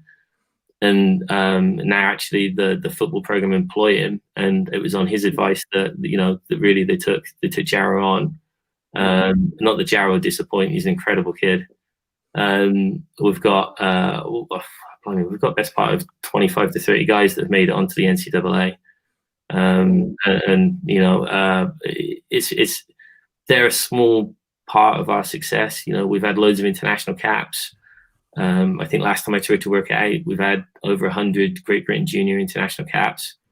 We've had players go on and get pro contracts in Europe. Coach Dan Mayer is probably one of our massive success stories as well, in that things didn't work out for him as a player out in the US, but came back and started working with me here on a couple of hours a week, developed the role into a full-time job for himself, UWE came to us probably like 5-6 years ago now and said, we want you to run our American football program and as a college, and we gave that to Dan to run with, and Dan's built that into a full-time job for himself now as well, and recently left us, but now is one of the only other few full-time American football coaches in this country. Yeah. He's doing fantastically well.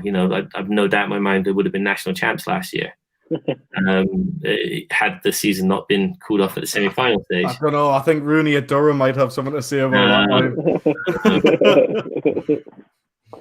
No, I mean, to be fair, it's safe to say though, with all that, I mean, one of the things. So forgive me, youth football's never been my thing. I did a little bit at university, so I've always been an outsider looking in at what the Pride have done, and I've always had a lot of respect for it. But one of the things I've learned is really you guys have changed the outcomes and goals are now for American footballers in the UK. So, earlier on in a couple of podcasts previously, we had Neil McMaster on, GB head coach, and even he identified that now the end goal for me is always playing for Great Britain. That's why we play the sport, to play for our country. Yeah. Well, that's changed now, hasn't it? From the work you guys have done, the end goal, what I could never see is playing in the NFL. I mean, look at FA, classic example, sacking the GOAT last week on Sunday. The only good thing as a Panthers fan to come out of that game was watching FA sack Tom Brady. And Alex as well, and Teach. You see these guys now going and playing in the NFL. So that's the aspiration now, and you guys have a monumental part of changing that outlook, haven't you? I hope so. That wasn't what we set about to do as such. It's more. I mean, I started off by saying, I'm probably the least interesting thing about our program. I sort of stay in the background and keep it going. Our kids that come in every single year, it's their energy that we feed off of, and it's them that really make it a success or not a success. We've had years where we've lost games we should have won because we've underachieved. And I think, I look back to probably 2 years ago, and we had an incredible amount of talent on our squad, and we should have easily won every game, but we lost the poll that year 6-0. We lost a Paris All-Star team 14-7. We lost the Nottingham 7-6. We lost the Ridge All-Star under 23 team 14-7. We found it really tough. We never really found our identity, and that wasn't because our message had changed to the kids. It was because the kids that we had didn't have the same sort of focus. They didn't have a focus to get their hands dirty and work towards a common goal. We had individuals trying to work out where they fitted in still. And I mean, now it's become a tradition. During lockdown, we've had all our former players out in the US, and they've all come in and they've spent an hour of their time talking to our team and trying to reinforce the messages that we're giving the team to make them realize how important it is. How important education is, how important turning up to practice on time is. All the little things that seem like your mum and dad are just, almost as though I become mum and dad at the team and just always getting on their case. But it is massively important. If you get that opportunity to get somewhere, the worst thing you want to happen is miss an early morning lift session twice in a row and get sent home. And those are the realities of college sports. They're taking a massive gamble on you to start with, being a European, playing an American game. They've no obligation to honor the contract. They've no obligation to keep you there longer than they want to. Their job's graded on the scholarships that they give out. Why would they keep a kid there that's not turning up or not getting the grades in class? Most kids don't realize how difficult it is to manage full-time education and full-time sport. And you're giving these kids an opportunity to go and get a free education, which, in this day and age is massive. And, I pay my student loan back every month and think, it's a pain in the backside. And I just, if I had the opportunity to not have that hanging over my head, I'd love that. Yeah. That's why I think to my little lad, it's weird now. There's a chance for let's say a niche sport to actually have your education paid for, get a scholarship, go to college at the Pride, and you can really make something of yourself now within this game as it carries on growing within the UK. And it's not even just US colleges. Our kids are getting scholarships over here in the UK. Yeah. Well, exactly. Yeah. I mean, they're getting into universities that grades wouldn't allow them to get into otherwise because they're good. And that's the thing. And our education system is the best in the world. If you want, if I use Stirling as an example, when real close friend of mine, Rob Orr, was the head coach at Stirling, we had a fantastic connection between our two teams, and we would often send our better players up to Stirling because Rob could offer them, free education and other bits and pieces, and he would look after them, and he would do that because they were really good at football and he knew they were good people. I look at Birmingham have taken on Eddie Onamadi and Theo, two of our players, and they're on scholarship there, and very, very good players them too as well. Incredible players, but also really good people. Birmingham know they're not going to get let down by either of them. See, I always get the mick taken out of this when I say our goal at our junior side and our youth side is not to get them to play for our senior team. And everyone's like, well, surely that should be the goal. And I'm like, are you kidding me? Are you serious? Like, I'm doing kids a disservice if I'm saying the best they can do is playing Britball. And it's like, do you know what I mean? So our goal is to try and get them somewhere to give them the facility to better themselves. So obviously that's why we always send guys and we rave about the Pride. Like all of our guys, I think you get six of our guys next season. So that'd be great. That'd be really good. I mean, I've got to be honest. We don't put all of our kids forward to the States. And it's not a case of playing favorites. It's a case of understanding which kids are going to shut the door for others to follow. For every damn mayor I get that I can send out there and I can wish him all the luck and try really hard to get him out there. Because I know he's going to turn up to every lesson. I know he's going to try really hard. I know he's not going to be in any trouble. I'm going to get 4 or 5 other kids who don't prove that they're that with me, but then expect us to still try to get in that exit route, and that's not for us to do. I mean, it's we don't want to put kids forward that could potentially close the door on others to follow. We're still. Whilst you say now we've got kids out there and that's something that other kids can aim to follow. It only takes one university to have a bad experience with a kid, and then that staff disperse and they go to 5 or 6 other universities and they spread the word that Europeans aren't worth bothering with. And then those coaches spread further, and then before you know it, most of the NCAA doesn't want to touch Europeans again. Yeah, exactly. So I mean, for us, it's that. The reason I'll pitch this to people all the time and say, listen, like this is not the end goal going to our senior team is mainly because I think that goal is too small. Do you know what I mean? Like we firm believer of set your goals high and obviously you're going to land somewhere decent. And obviously for us pitching it to say go to Pride and then you can go elsewhere and then you've got a chance. There's a chance.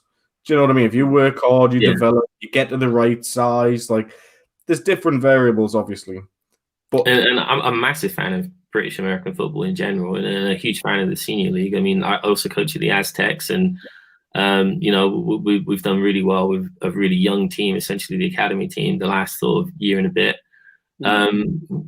But still, the aspiration for a lot of our kids, even if once America the door's shut on them, either through their clock or eligibility, or they're not getting scholarship offers and they haven't got the funds to do it any other way.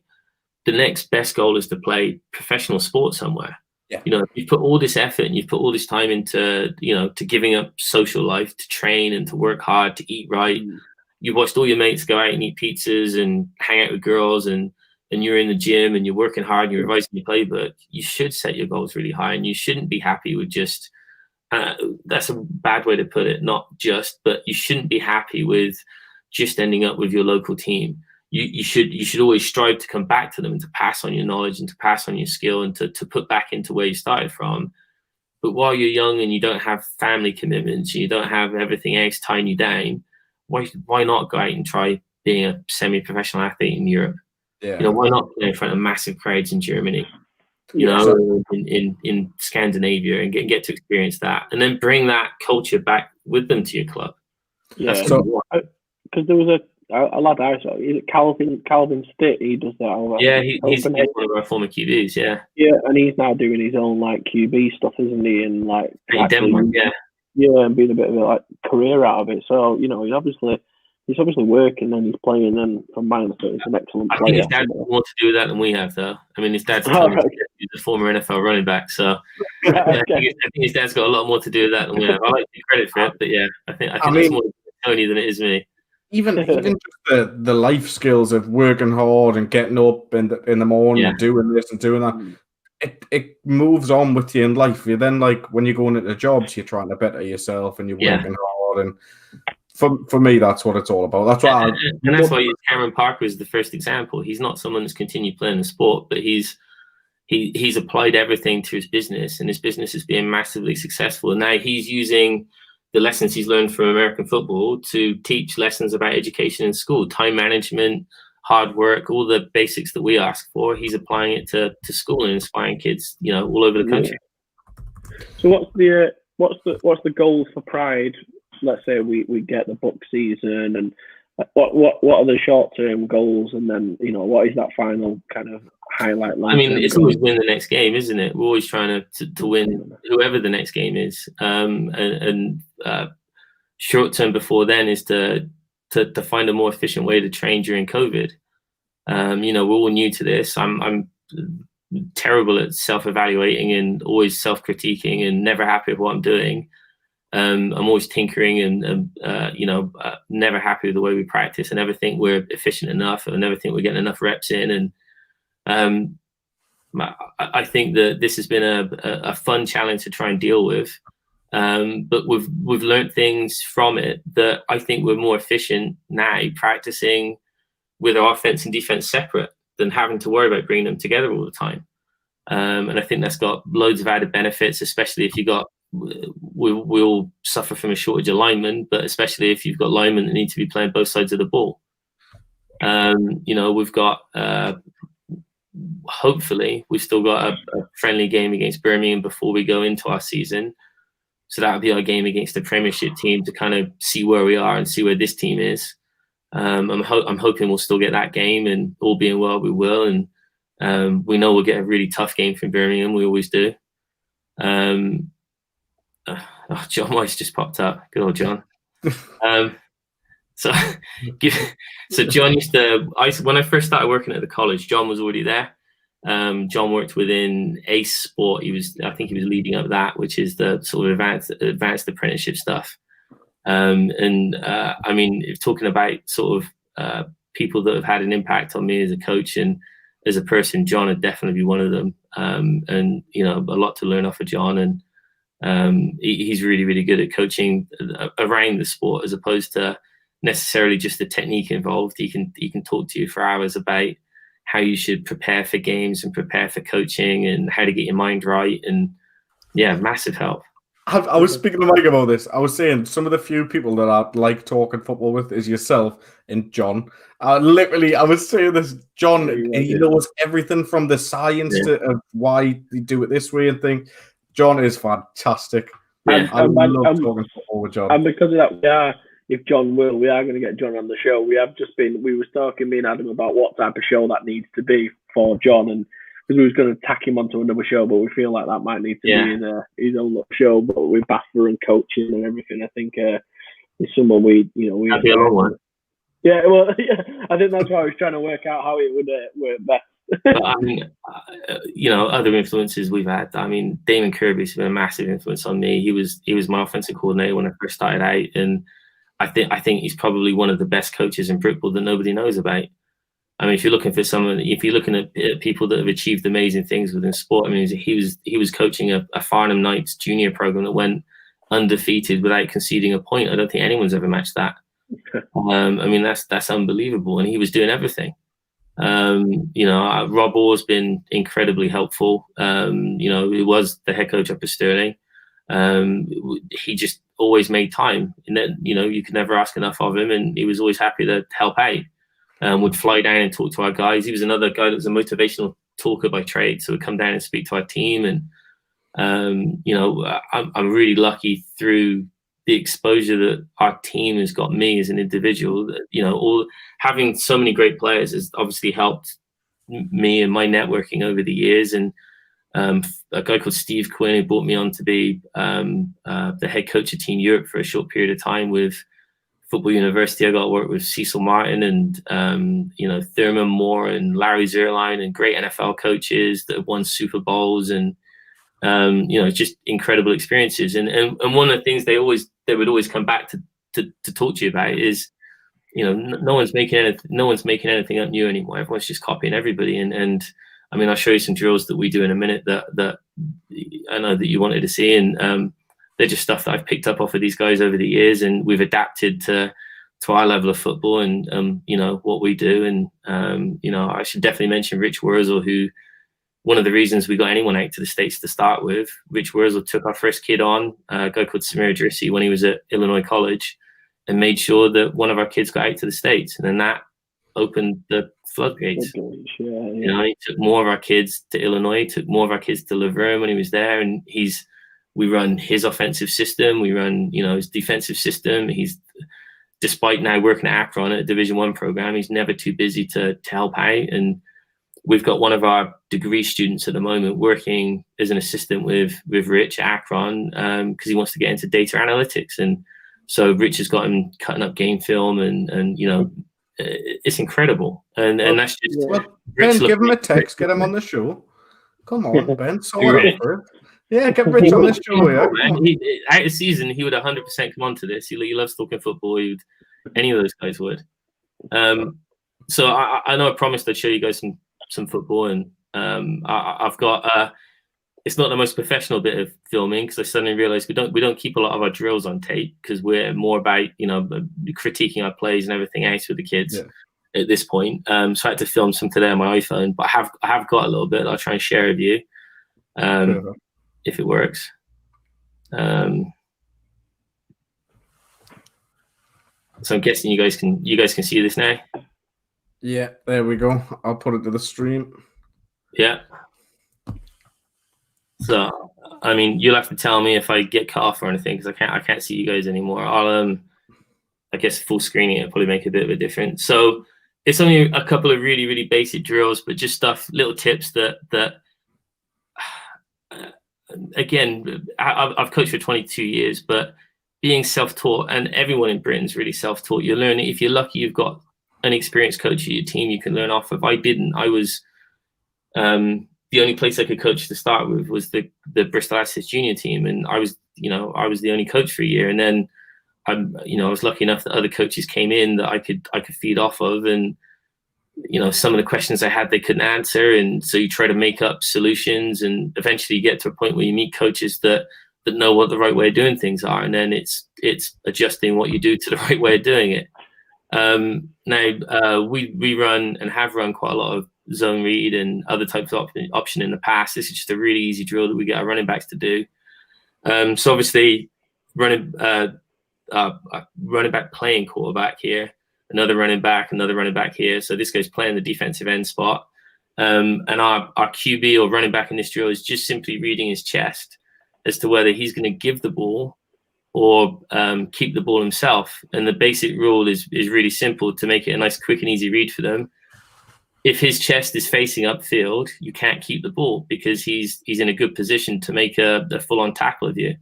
As soon as his chest faces down the line, you can keep the ball because now he's got to change direction to come and try and tackle you. And again, if his chest is upfield, how's he going to how's he going to help out to tackle the running back? He's not, so give him the ball. So it's just a really, really easy drill on the first angle is not a very good way of seeing it. But you get to see Owen make the read there to keep the ball. This is a better angle on it. So when the chest comes into the mesh, we can keep the football. When the chest goes away from the mesh, when the chest is upfield, we have to give the football. And there's two different ways that the chest can go upfield. So we can attack off the edge, as Mark's done there, and work his way upfield, which is a really easy read to give. The more difficult one, which some younger guys get confused about, is and I hope this is the rep that it is. I haven't really watched this yet. If this guy is, if we're stretch blocking, we're blocking away from this defensive end, and we're stretch blocking for this running back. So if that's what we're doing, if he's a good defensive end, he's been taught well, he's going to shuffle down, and he's going to keep his left arm on that offensive tackle as he shuffles away, and he's going to make that a really, really difficult read for the QB. But it doesn't need to be a difficult read if that QB remembers that his chest is either upfield or it's in towards the mesh. If it's in towards the mesh, I keep the ball. If it's upfield, I give the ball off. Because this is the defensive end taunting you to keep the ball when he's still in a really good position to make the tackle. So again, he shuffles down. If he'd kept the ball there, he's still in a really, really good position to make the tackle. But sometimes, because he's not attacked upfield as a young QB in zone read, we can mistake that for meaning we've got an opportunity to keep the ball.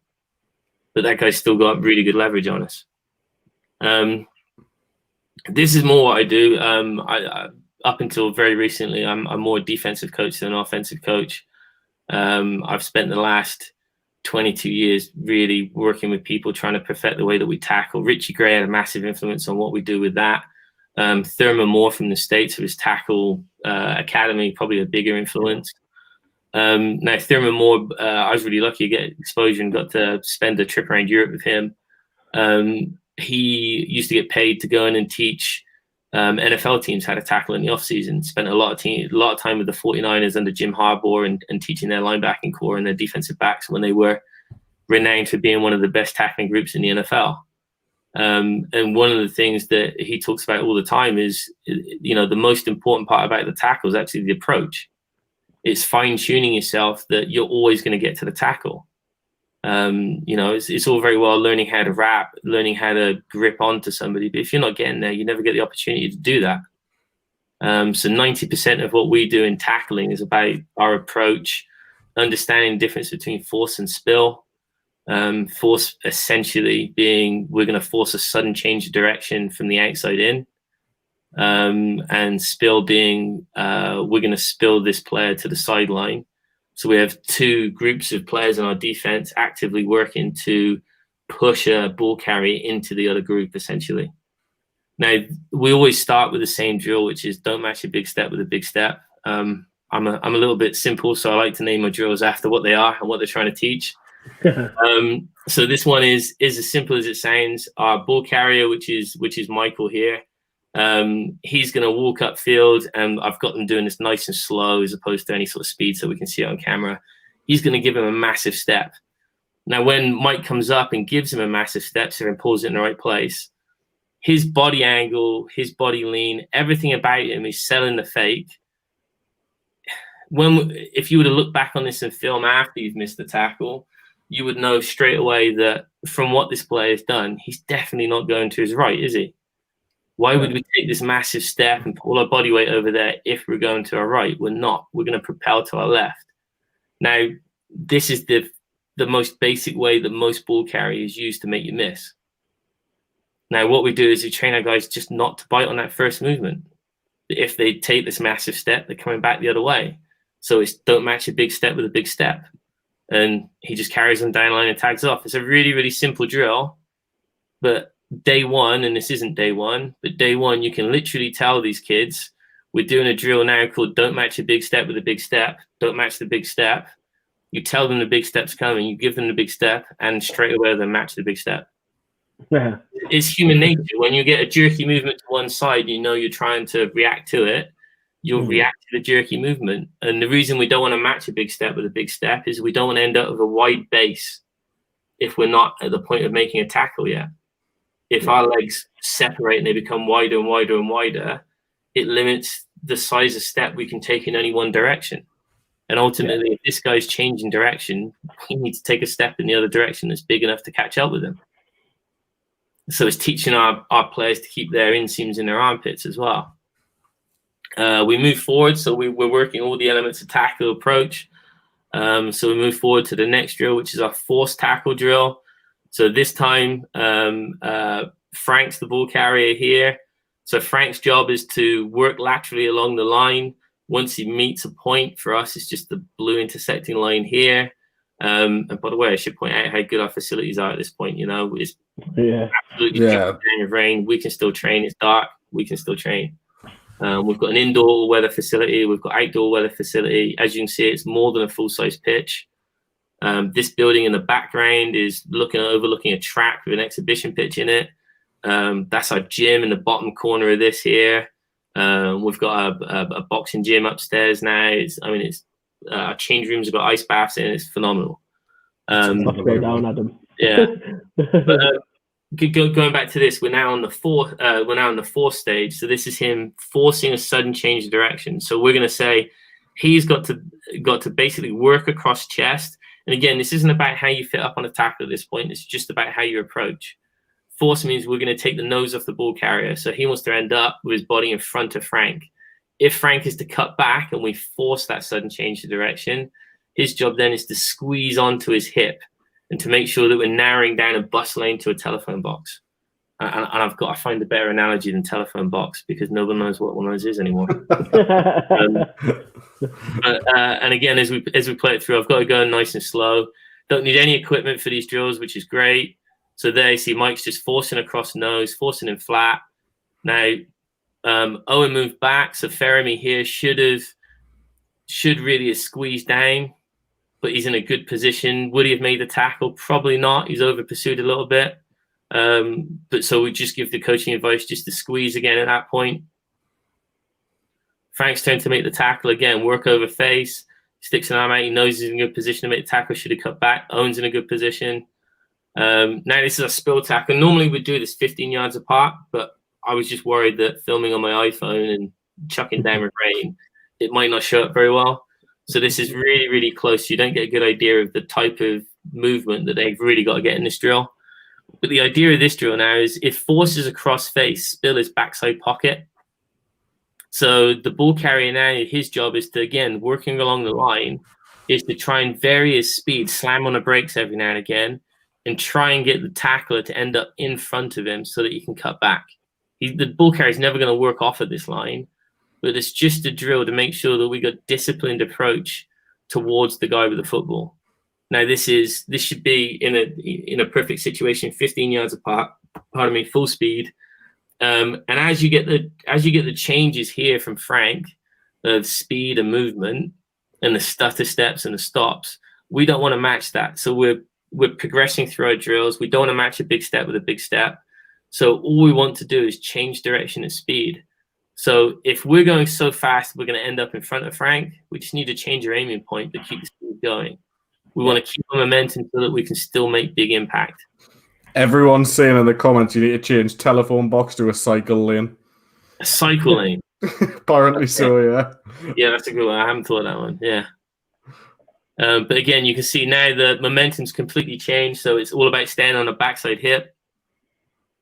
That's a better effort there from Frank. So that was a good rep.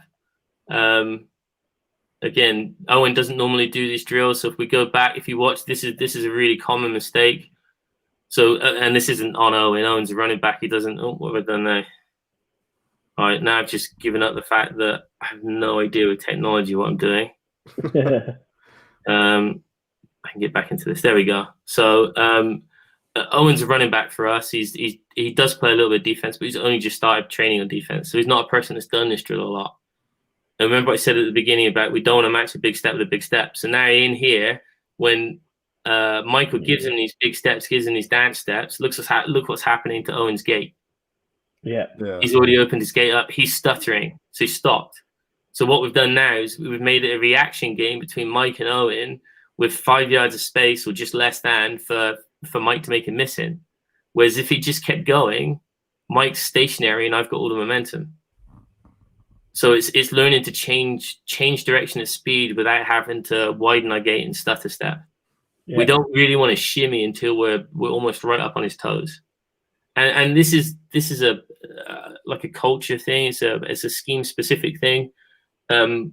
We spend all this time on getting 11 players to the football. So ultimately with us, we don't mind if a few players miss a tackle in the right situation, because we know that we're going to get, if the first 3 or 4 miss, we're going to get 5, 6, 7, and 8 there where somebody's stopped and they're going to deliver a massive blow.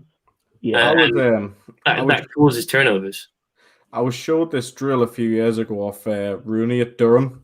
Okay. And he uses an analogy of he likes the first guy going through that's crossing the face to be, he calls him his SAS man. So he's going there, he's going to kick the door down, and if they come back on themselves, the rest of the SAS team's there to clear up any. Yeah. And this drill didn't really stick with me until that was mentioned there, and then obviously seeing it on film, it's the same thing. It's just like different wording, and I like this. I've got another really good version of just that. Actually, here we go. So this is a similar type of concept and a similar kind of idea. So here we still have a rabbit, which is Mr. Banda here running up. He's going to be the guy that they're trying to tackle or get to, should I say. And then what we have is there are 3 players behind. We have a force player in the front and a force player at the back. In between them, we have a spill player. So whichever side he pops out, our first force player has got to flatten him off or force a change of direction. Our spill player now is just like you said before. He's the SAS guy. He's the one screaming in to take the nose off the tackle. The next guy sits on his inside hip. Whichever way is inside, he sits on his inside hip, because if this guy stops, that guy delivers the blow. And then our final guy in is kind of the safety valve in case it goes back the other way. And then the drill just reverses on itself. So again, as we go around here, as you see, it naturally fits in. We have a force here. Mike's done his job of forcing that sudden change of direction, so the Bandits had to go back the other direction. Lewis is in a great position now to deliver the tackle. And then we've got our other force player over the top who over-pursued a little bit. Really, he should be about here, ready to knife down and turn him back into everybody else. And it's a really, really simplistic drill. I really like this drill, actually. When he's 2 yards away, look, when he hits the blue line, this only needs to be a cone. We're just showing off because we've got some nice equipment. But it's really, really good. I mean, he shouldn't be putting the brakes on. He should really be bursting. He's trying to do too much. He should be tighter to him. He's eased into the drill instead of going full speed. And like I said before, he'd over-pursued a little bit at the back. He's forced to the other side. So if Mike's popped out, forced to this side, Kane should be forced sitting on his backside hip, because he can still get to this side should this guy outrun Mike. And for us, force isn't the same as contain. Contain for me is such a passive word, and players would just sort of pop up and I'll give you an example of that now, actually, in another drill. If I can find the right one now. So we've got the right one. So that's our roll tackle stuff. Okay, so if I skip forward a few now, probably this one. Yeah, so we do another version of 3-man trap. So we still got spill and 2 force players. And what we'd normally do is we'd have all of our defenders lined up across the halfway line, all sort of 30 or 40 of them. We'd have one rabbit, and I just randomly call out 3 names, and those 3 come into the drill. And then I'm working open field awareness as well, in that they've got to work out really quickly which one of them is the spill, which one of them is the force. And if a ball's thrown past our normal spill guy or past the normal force guy, all of a sudden the first 3 that get there have got to quickly work out, well, who's outside shoulder, who's numbers, and who's inside shoulder. And on special teams, when you're herring down on kickoff and on punt, that's what we're trying to do. We're trying to hunt in packs of 3 all the time. So this is just another example of that. And the reason I want to show you this is what we don't want this edge guy here to do is, if this guy's attacking laterally, we don't want him to go lateral as well, because it's just opening space up inside. And that makes his job an awful lot more difficult. And again, it comes back to, does he want to try and make a tackle in a bus lane, or does he want to make a tackle in a cycle lane? And obviously you want to make the tackle in a box where he can't make you miss. See how on this rep, and Frank asked me to tell you guys that he didn't screw this up. I did ask him to do this on purpose. This is not what we want our guys to do. This isn't force. This for me is contain. So this guy could go back and say to his defensive coach, look, I've done my job. He didn't get outside me. Well, he's not going to get outside you if you go all the way to the sideline. But you're just creating too much space inside. Whereas if, and I'll show you the proper way of doing it on the next rep, if he plays force, he'll attack straight downfield. Even then, he widens a little bit. See, so I backed him up and said he didn't screw up on the first rep. He did it properly, but really, he should have been here. He should have worked straight to this hip. And then I've really got 2 choices. He stops and he makes the tackle, or he bellies all the way around this guy and hopes that he doesn't get floored in the process. I was always taught this as a gate, so it's the same thing. That's why you're a post, because you're straight down and hard, and then obviously you're the other post, and everything flows through the gate. Then, so you've got more than 3 there. So the post analogy worked for me because it was, you don't move off the line, I suppose like the cycle lane, but it's stronger, if that makes sense. That's all it was for me. Yeah, absolutely. I mean, I've found this over the years that my terminology and my analogies don't always work with some kids. And then someone will come in, we'll have a guest coach come in or a former player come in, and they'll say something and that means exactly the same thing, but just use verbiage, and our players get it. And then they go, God, this guy's amazing. He knows what he's talking about. I'm like, just say the same bloody thing, you idiot. Yeah. I mean, they just need to, I think everyone needs to hear in lots of different voices, don't they, to know it's right. Yeah, exactly. So look, our roll tackle stuff's pretty self-explanatory. We like the junior pads, not because we're young kids, but because it forces our guys to get even lower. And for me, we're going to practice. We're going to exaggerate what we want to be in a game, so that if we want to be low in a game, we want to go even lower in practice. Because obviously, in a game, when our head's somewhere else, we're gonna be a little bit taller. Could you just say again why you went for the junior practice there? Just so if there's any guys from Sunderland University watching, they'll understand why we went for the smaller ones as well. It's literally just to force them to go that little bit lower. So the adult ones that we've got are about this much taller, which means we don't need to get the same amount of hip flexion and the same amount of knee bend that our guys do in order to get down to these ones. Yeah. If you want to roll tackle, you want to make contact the knee and lower, really below the knees. Well, look, Frank's got his knee in the ground here, and it doesn't quite come up to the top of this pad. Yeah. So by putting a pad that's bigger or one of these stood up pads, there's not a proper aiming point. Whereas with these junior ones, they're still 30 kilograms. They're still pretty flipping hefty. It's still a lot for these guys to knock over and keep knocking over. So we work off our knees and we work off our toes. So Frank will give you a rep off his knees. And we're teaching head to the side, head behind. We're teaching elbow squeeze. So before we start to talk about where you grip on the person and what you grip hold of, if you just squeeze your elbows really, really tight, even if you fail to grab anything with your hands, you're naturally going to kink their legs together and they're going to go to ground. And then the really important thing is that you roll and bring them on top of you, not you on top of them. So again, it's safety for us and safety for them. We want them to come on top of us. Yeah. And then something that Richie Gray taught us, which is really, really good. He goes, the point of a tackle is being a bit nasty.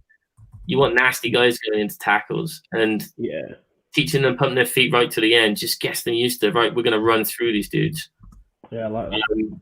And I think probably if you talk to anyone about the Pride, that's probably, I would hope, the one thing they say about us is that we can definitely tackle, and we tackle en masse. And again, we sell out on getting numbers to the ball. Like I said, one guy I know, Chase, he's called. He went to the Pride a couple of years ago. He came to the Titans, small guy, really slender, but he plays safety and cornerback. He competes in the Prem North, not because of his size or anything, but when he tackles, he's constantly drilling his feet, so that stays with them. And you can see that. So just to add to that, really, more than anything. Perfect. And we work from toes as well. I mean, this is Fermi. Fermi's going to work from his toes. Look how low it forces him to get. And he's a little bit high, look. So the feedback we can give him is, how can you squeeze your head to the pad if your head's above the pad? So, and nitpicky as that is, he's a little bit high. As he dipped the flat of his crown a little bit, possibly a little bit, although I'd probably argue that he's looking forward all the way. So that looks pretty good technique. His elbow's tight enough. Has he uppercutted? We want double uppercut with our arms. We don't want him to swing his arms around the corner. We want double uppercuts. Has he held onto the pad all the way through? Yes, he has. Yeah. Okay, so it's the little bits that we want to make sure. Mateus, one of our kids from Denmark, is now doing static toes much closer. We want them to understand that you're going to go from low to lower all the time, and we're going to make that physical punch with our near side leg and our near side shoulder. And that way we can always make sure that our head's behind and out of contact. And again, he's come from academies similar to ours in Denmark, which is, his technique's already really, really good. Look at the hip fire he gets because he's got good flexion, because he's been taught how to play he's been taught how to play the sport well from a young age. And that's the difference. It does make a massive difference. That's about all I managed to grab, I'm afraid. Oh, that's good. But I'm more than happy to come back in at some point and do more. I love doing this stuff. So yeah. No, we I will think- have you on whenever you want, mate. I'm telling you. You just tell us when you're free and come on. We'll have a weekly spin-off. A coaching spin-off every week. No, I mean, Ben, that was absolutely class. I think one of the things that shows there is even just from those few small drills, you can see the attention to detail from you, which translates. I mean, just see how fluid those guys are when they move. That's one of the things I always look for when you're looking at young players. They're all fluid, they're all smooth. Even the guy who was a bit hunched back going into the tackle, he still, held it throughout the tackle. And whether it's a little bit hunchback there, he's making that tackle. That's one thing that's true. And I love the drive to feet afterwards.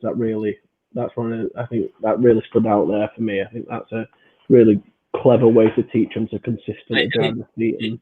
It's not doing anything new. It's not doing anything that probably every other coach in the country is already doing. It's just, again, hearing it in a different voice. Sometimes it's good to hear things that you are doing right when you watch other coaches, just so that it gives you verification and kind of a pat on the back that says, all right, keep going, you are getting it right, you are doing well. Because there isn't one thing I found as a young coach starting out. I mean, like I said, I was really lucky. Damon Kirby moved to my area very young on, and he was a huge influence on me because he kept asking me why all the time. He'd say, "Why are you doing this? Why would?" And he'd make me come up with a reason. And sometimes as a young coach, I think that you do something just because you've seen it on YouTube or just because you've seen someone else do it, and you don't really understand why you're doing it. But part of being efficient in what you do, and that should be what we all strive to be, is understanding what helps us get better. If we want to run split back via triple option, there's no point me spending 40 minutes out of an hour with the QBs teaching them how to throw, because we're throwing 3 passes a game, and we've run those systems, and we certainly didn't spend 40 minutes a session working with QBs. If we want to throw the football, then we've got to spend the entire practice for our QBs throwing the football. Yeah. And it's learning, and it's looking at what makes a difference. We've perfected tackling, we've perfected some of these other drills and chosen what goes into our practices, from looking at one year's results to the previous year and looking at, well, what did we take out that's made us worse, or what did we change that's made us better, and trying to continually self-evaluate and do that.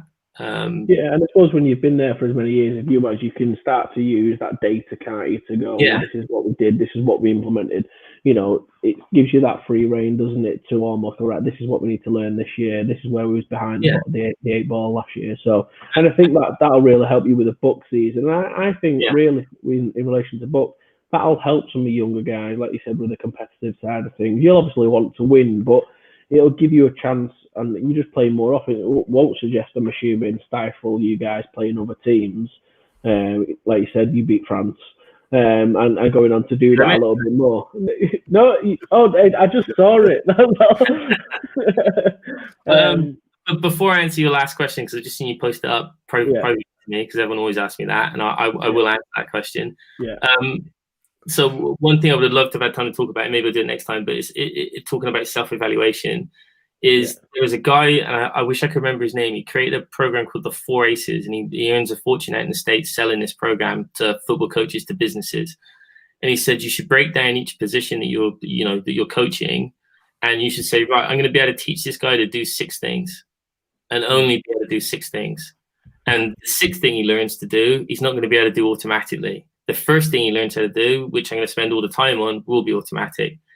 And if you have to look at your scheme and then refine your scheme down so that your offensive linemen, for example, are only learning 6 things, one of which should be how to get in and out of a stance, one of which should be where you place your hands on a block. Well, now that limits you to just 4 more different techniques on how to block, one of which is going to be some form of pass protection, moving backwards. One might be some sort of cut block. Well, now it's limiting what you're coaching, so your players are just going to get better and better and better. If you're looking at then you start to look at your team as a whole, and you say, well, where can we start to group players together where skills are transitional between positions? Catching, for example, everyone catches the same way. With DBs and receivers and tight ends, that's got to be one of the things that they learn. Linebackers as well. But D-line, do they really need to learn how to catch? You could argue that they do, but should we be spending much time on it if we've got limited time? No. And it just refines down what your what you're coaching at practice, and it makes it so much easier when you're trying to decide on whether you're adding this extra run play with a trap in, and you're going, well, we have to teach this guy how to trap. Well, we don't do anything that looks like a trap, so it's another skill we've got to teach him. Well, it's too much. Yeah.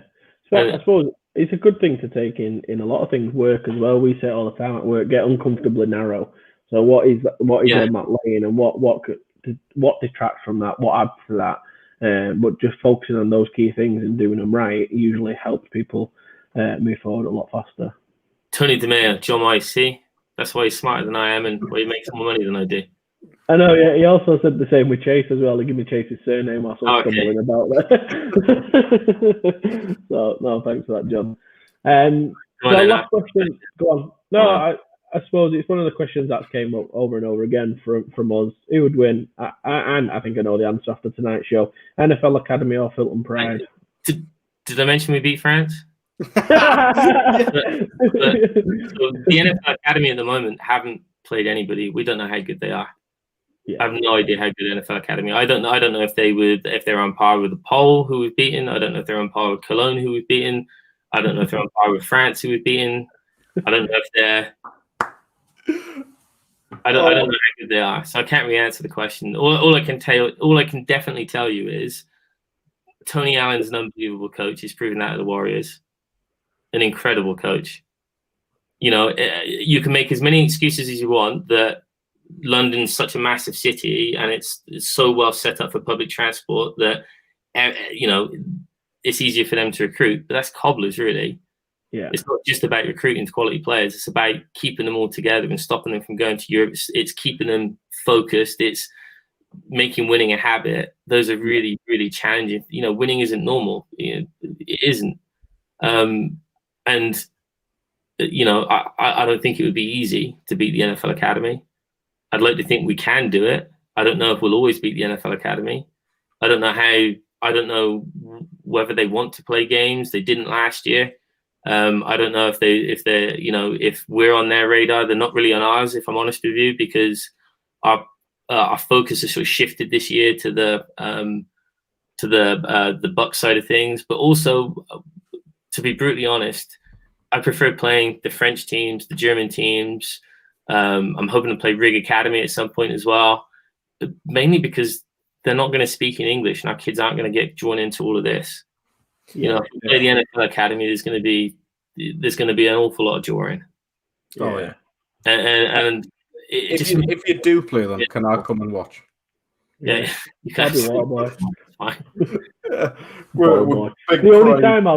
only time I'll do chain crew. we need it probably. No one ever wants to do that today. I think Wayne's got a couple of questions here. Ben, two questions. If you could choose one character trait you have in every player in your team, what would it be? So I'll let you go with that one first. Integrity. I don't think you can have a team unless the rest of your team can trust each other. And I don't think you can trust someone if they don't show good integrity. You know, it's really easy to do the right thing when someone's watching you closely, but when I turn my back, is, you know, are all my linebackers going to go and get drunk and smoke pot and, you know, go and party until 3 a.m, or are they going to understand that they're here to be professional and they need to get early night and they need to go and study and they need to learn the playbook? Integrity is massive. And which one lesson would you like every player to have learned by the time they finish with a Pride? Time management, I think, probably. You know, it's you know, on time isn't turning up to the place you're supposed to be as it all starts. On time is being ready to start when if I say 4 o'clock practice starts, then you need to be there ready to start at 4 o'clock, not turning up at 4 to get your trainers on. And I think some people almost take a weird deliberate pride in being the last person, like everyone should wait for them. So Fermi's lying. I don't believe that. Fermi might, but I don't believe that from all of them. I am definitely editing that little part that you've just mentioned about turning up on time, because I bang on about that at training. So have a word with a guy called Cameron Parker. If there's someone that can, like I said before, our former students now doing the motivational talking, he'll definitely come on your show, and he's brilliant fun to talk to. He's got loads of good stories from the Pride. I mean, I've got a ton of good stories about Cam as well if he does come on. But you know, having that time management just helps you with everything. You're going to be the guy that gets the job. You're going to be the guy that keeps the job. You're going to be the guy that gets the degree. You're going to be the guy that cruises through life because you're there when you're supposed to be there. Yeah. See, they're all sucking up now, and they're all trying to get get on there, right? They get their airtime now. Well, I must say something, Ben. Honestly, right? So the one thing that I admire about you, like that stands above the rest, is when we've got players with you at the program at the minute, like you're more than happy to give feedback and let us know how he's doing, and you've offered us to come and sit in and some of your classroom things, and that for me is a cool. Honestly, like I really appreciate that. So, but we don't learn, do we, unless people share. You know, I'm not sure I'm doing everything right, and I'm sure if I wasn't, someone that I invite in to come and watch would tell me, and that's how I've learned. I've asked people to come and watch their practices, and you don't get it a lot in Brickball, unfortunately, because we don't have the budgets to take a day off work and go and watch other people, or on our own practice to go and watch. And people seem to think it's like trade secrets. That no one else is teaching tackling and no one else is teaching how to run read. We're all teaching the same stuff. This is the one reason we wanted to start this show, was to try and get rid of those barriers in American football over here. Is recruitment's the difference maker. Is, you know, Tony Allen's an amazing coach, but he's you know, his son's an incredible recruiter. Yeah, and that's where the Warriors are kicking ass year in, year out. Yeah, there's two other teams that people could go to in London, and the better players on the whole tend to go to the Warriors now. That wasn't always the case. Yeah. And I can speak firsthand, they are class. Yeah. Unfortunately, I've had to deal with them for the past couple of years, and I think one of the things what stand out with the great teams is that it's the second or third guy who's just as good as the first guy, and you think you've done a good job, and then the next guy comes in, he's just as good. It's recruitment, We talked about the Titans. It's about, you know, one of the things we identified areas for recruitment this year was recruiting sevens, and what we meant by that is guys who can. They might not come in and start straight away, but the 7 out of 10 guys who can come in and help the team grow. Now, fortunately, we got some really good guys, but, you know, identifying, right, if XY goes down, you see it in the NFL. If Sam goes down, for example, our starting QB, who's stepping up to take his place? Who's, you know, if our starting running back goes down, is that a drop off a cliff? If Sam goes down, I'm playing. Is it a drop off a cliff to like somebody who's a rookie? Retention's a massive part of recruitment as well, isn't it? It's not just how do you get the guy in, it's how do you keep him in once he's there. Yeah, exactly. I need to, before I log off though, I should say that we've got a guy with us at the moment who I know is really well known within Brickball, a guy called Anthony Fitzpatrick. So he's been our offensive line coach here for the last too many years, really, probably about the last 4 or 5 years now. And the players he's helped produce here at the Pride are phenomenal. You know, our offensive line since he's come on board has just been unbelievable. And, you know, the difference he's made to them on a personal standpoint as well, because he has high expectations and high standards. And, you know, I like the fact he never lets me get away with anything either. He always keeps me in check.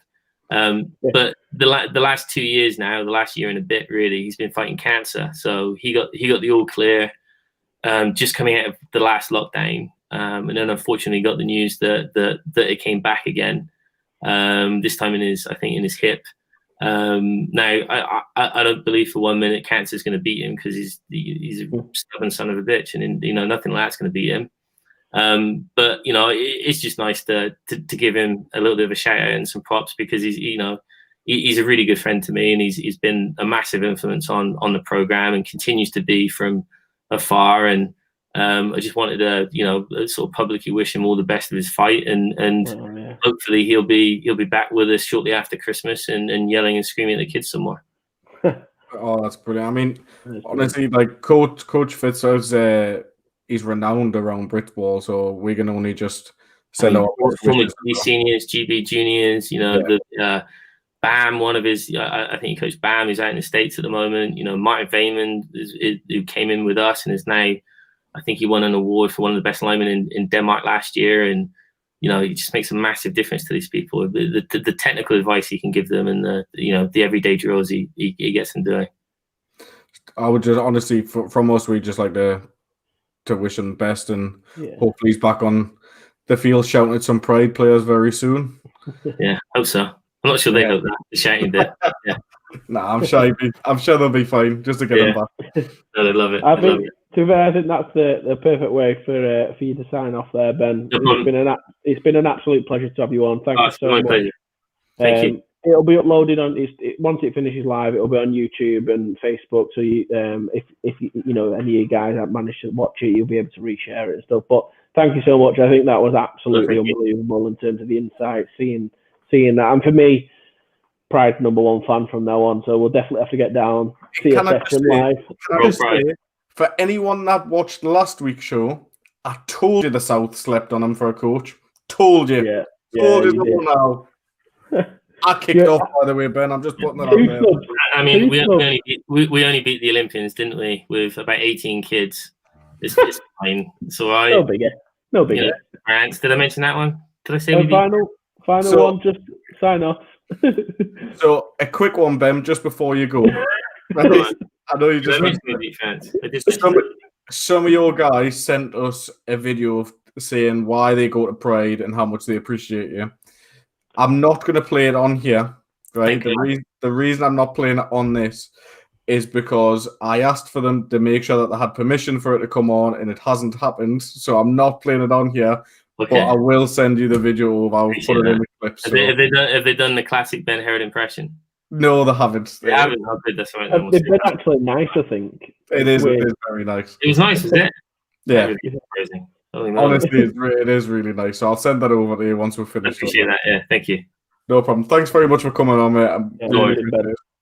Cheers, guys. See you later. Bye-bye. Well, I've got a few more things to finish up on, but that was unbelievable, wasn't it? Right, you better get them in quick because we know what happens at this point. Those views will start plummeting. Go on. When it's just me and you, they don't care. I know there is some things that I want to get over quickly, so I'm gonna put it on a banner first of all, if it's still there. Yes, there it is. So that's a Facebook link. I'm gonna put it in the comments in a second. Okay, what that is, it's a competition that the guys over at Gridiron Hub are running for an Xbox. Money goes towards a charity and things like that. You can win an what's the new Xbox? You know this. You play on the Xbox and a PlayStation 5. You can win that. So I did say I would share the link just because I'm a nice guy. So I'm sharing the link there in the chat there now. Yeah. It all the money goes towards like charities, and I think it's the Emil Fund. So we talked about on the show, didn't we, not too long ago? So yeah.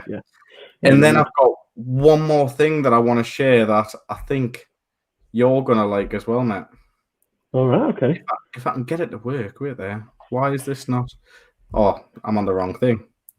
There we go. While he's doing that, we'll do the humble like, share, subscribe if you can. Please just share. Can we all see this? Oh, brilliant! Yeah, I can see it. Oh, look at that! So if you head over to epsports.co.uk, go on the team shop section, you can see some of our team shop that we've been getting up there. This one, of course, is one of my favorites. Is it going to load? Oh, why haven't we... Come on, laptop. You could do it. It's loaded, kind of. There it is. Oh, make Britball great again. Just like a little MAGA hat there for you. For any of you guys that want to give the middle finger to Trump, that's a lovely hat for you to get. I love how kind of like the underlying. I'm not saying Britball isn't great, but I think one of the things we're trying to do with the show is just keep Britball, alive in a tough time. And then when we go into the season, we'll be doing more of this. There's so much we've got planned. It's gone from strength to strength. We thank everyone so much for helping us out to where we've got from EP Sports, Gridiron Hub, anyone X's and O's last week, everyone who's been involved and moved forward with us. It's just been and helped us get to where we get to. We just appreciate it so much. Thanks for watching. Like, share, subscribe. The more you guys do and comment and interact, the more we know that you actually kind of like this, and we're not just a pair of idiots talking for no reason. I mean, we are a pair of idiots just talking just for no reason. But if you guys like to join in, it's much appreciated. And that's why, because we are idiots, we get people who aren't idiots on the show.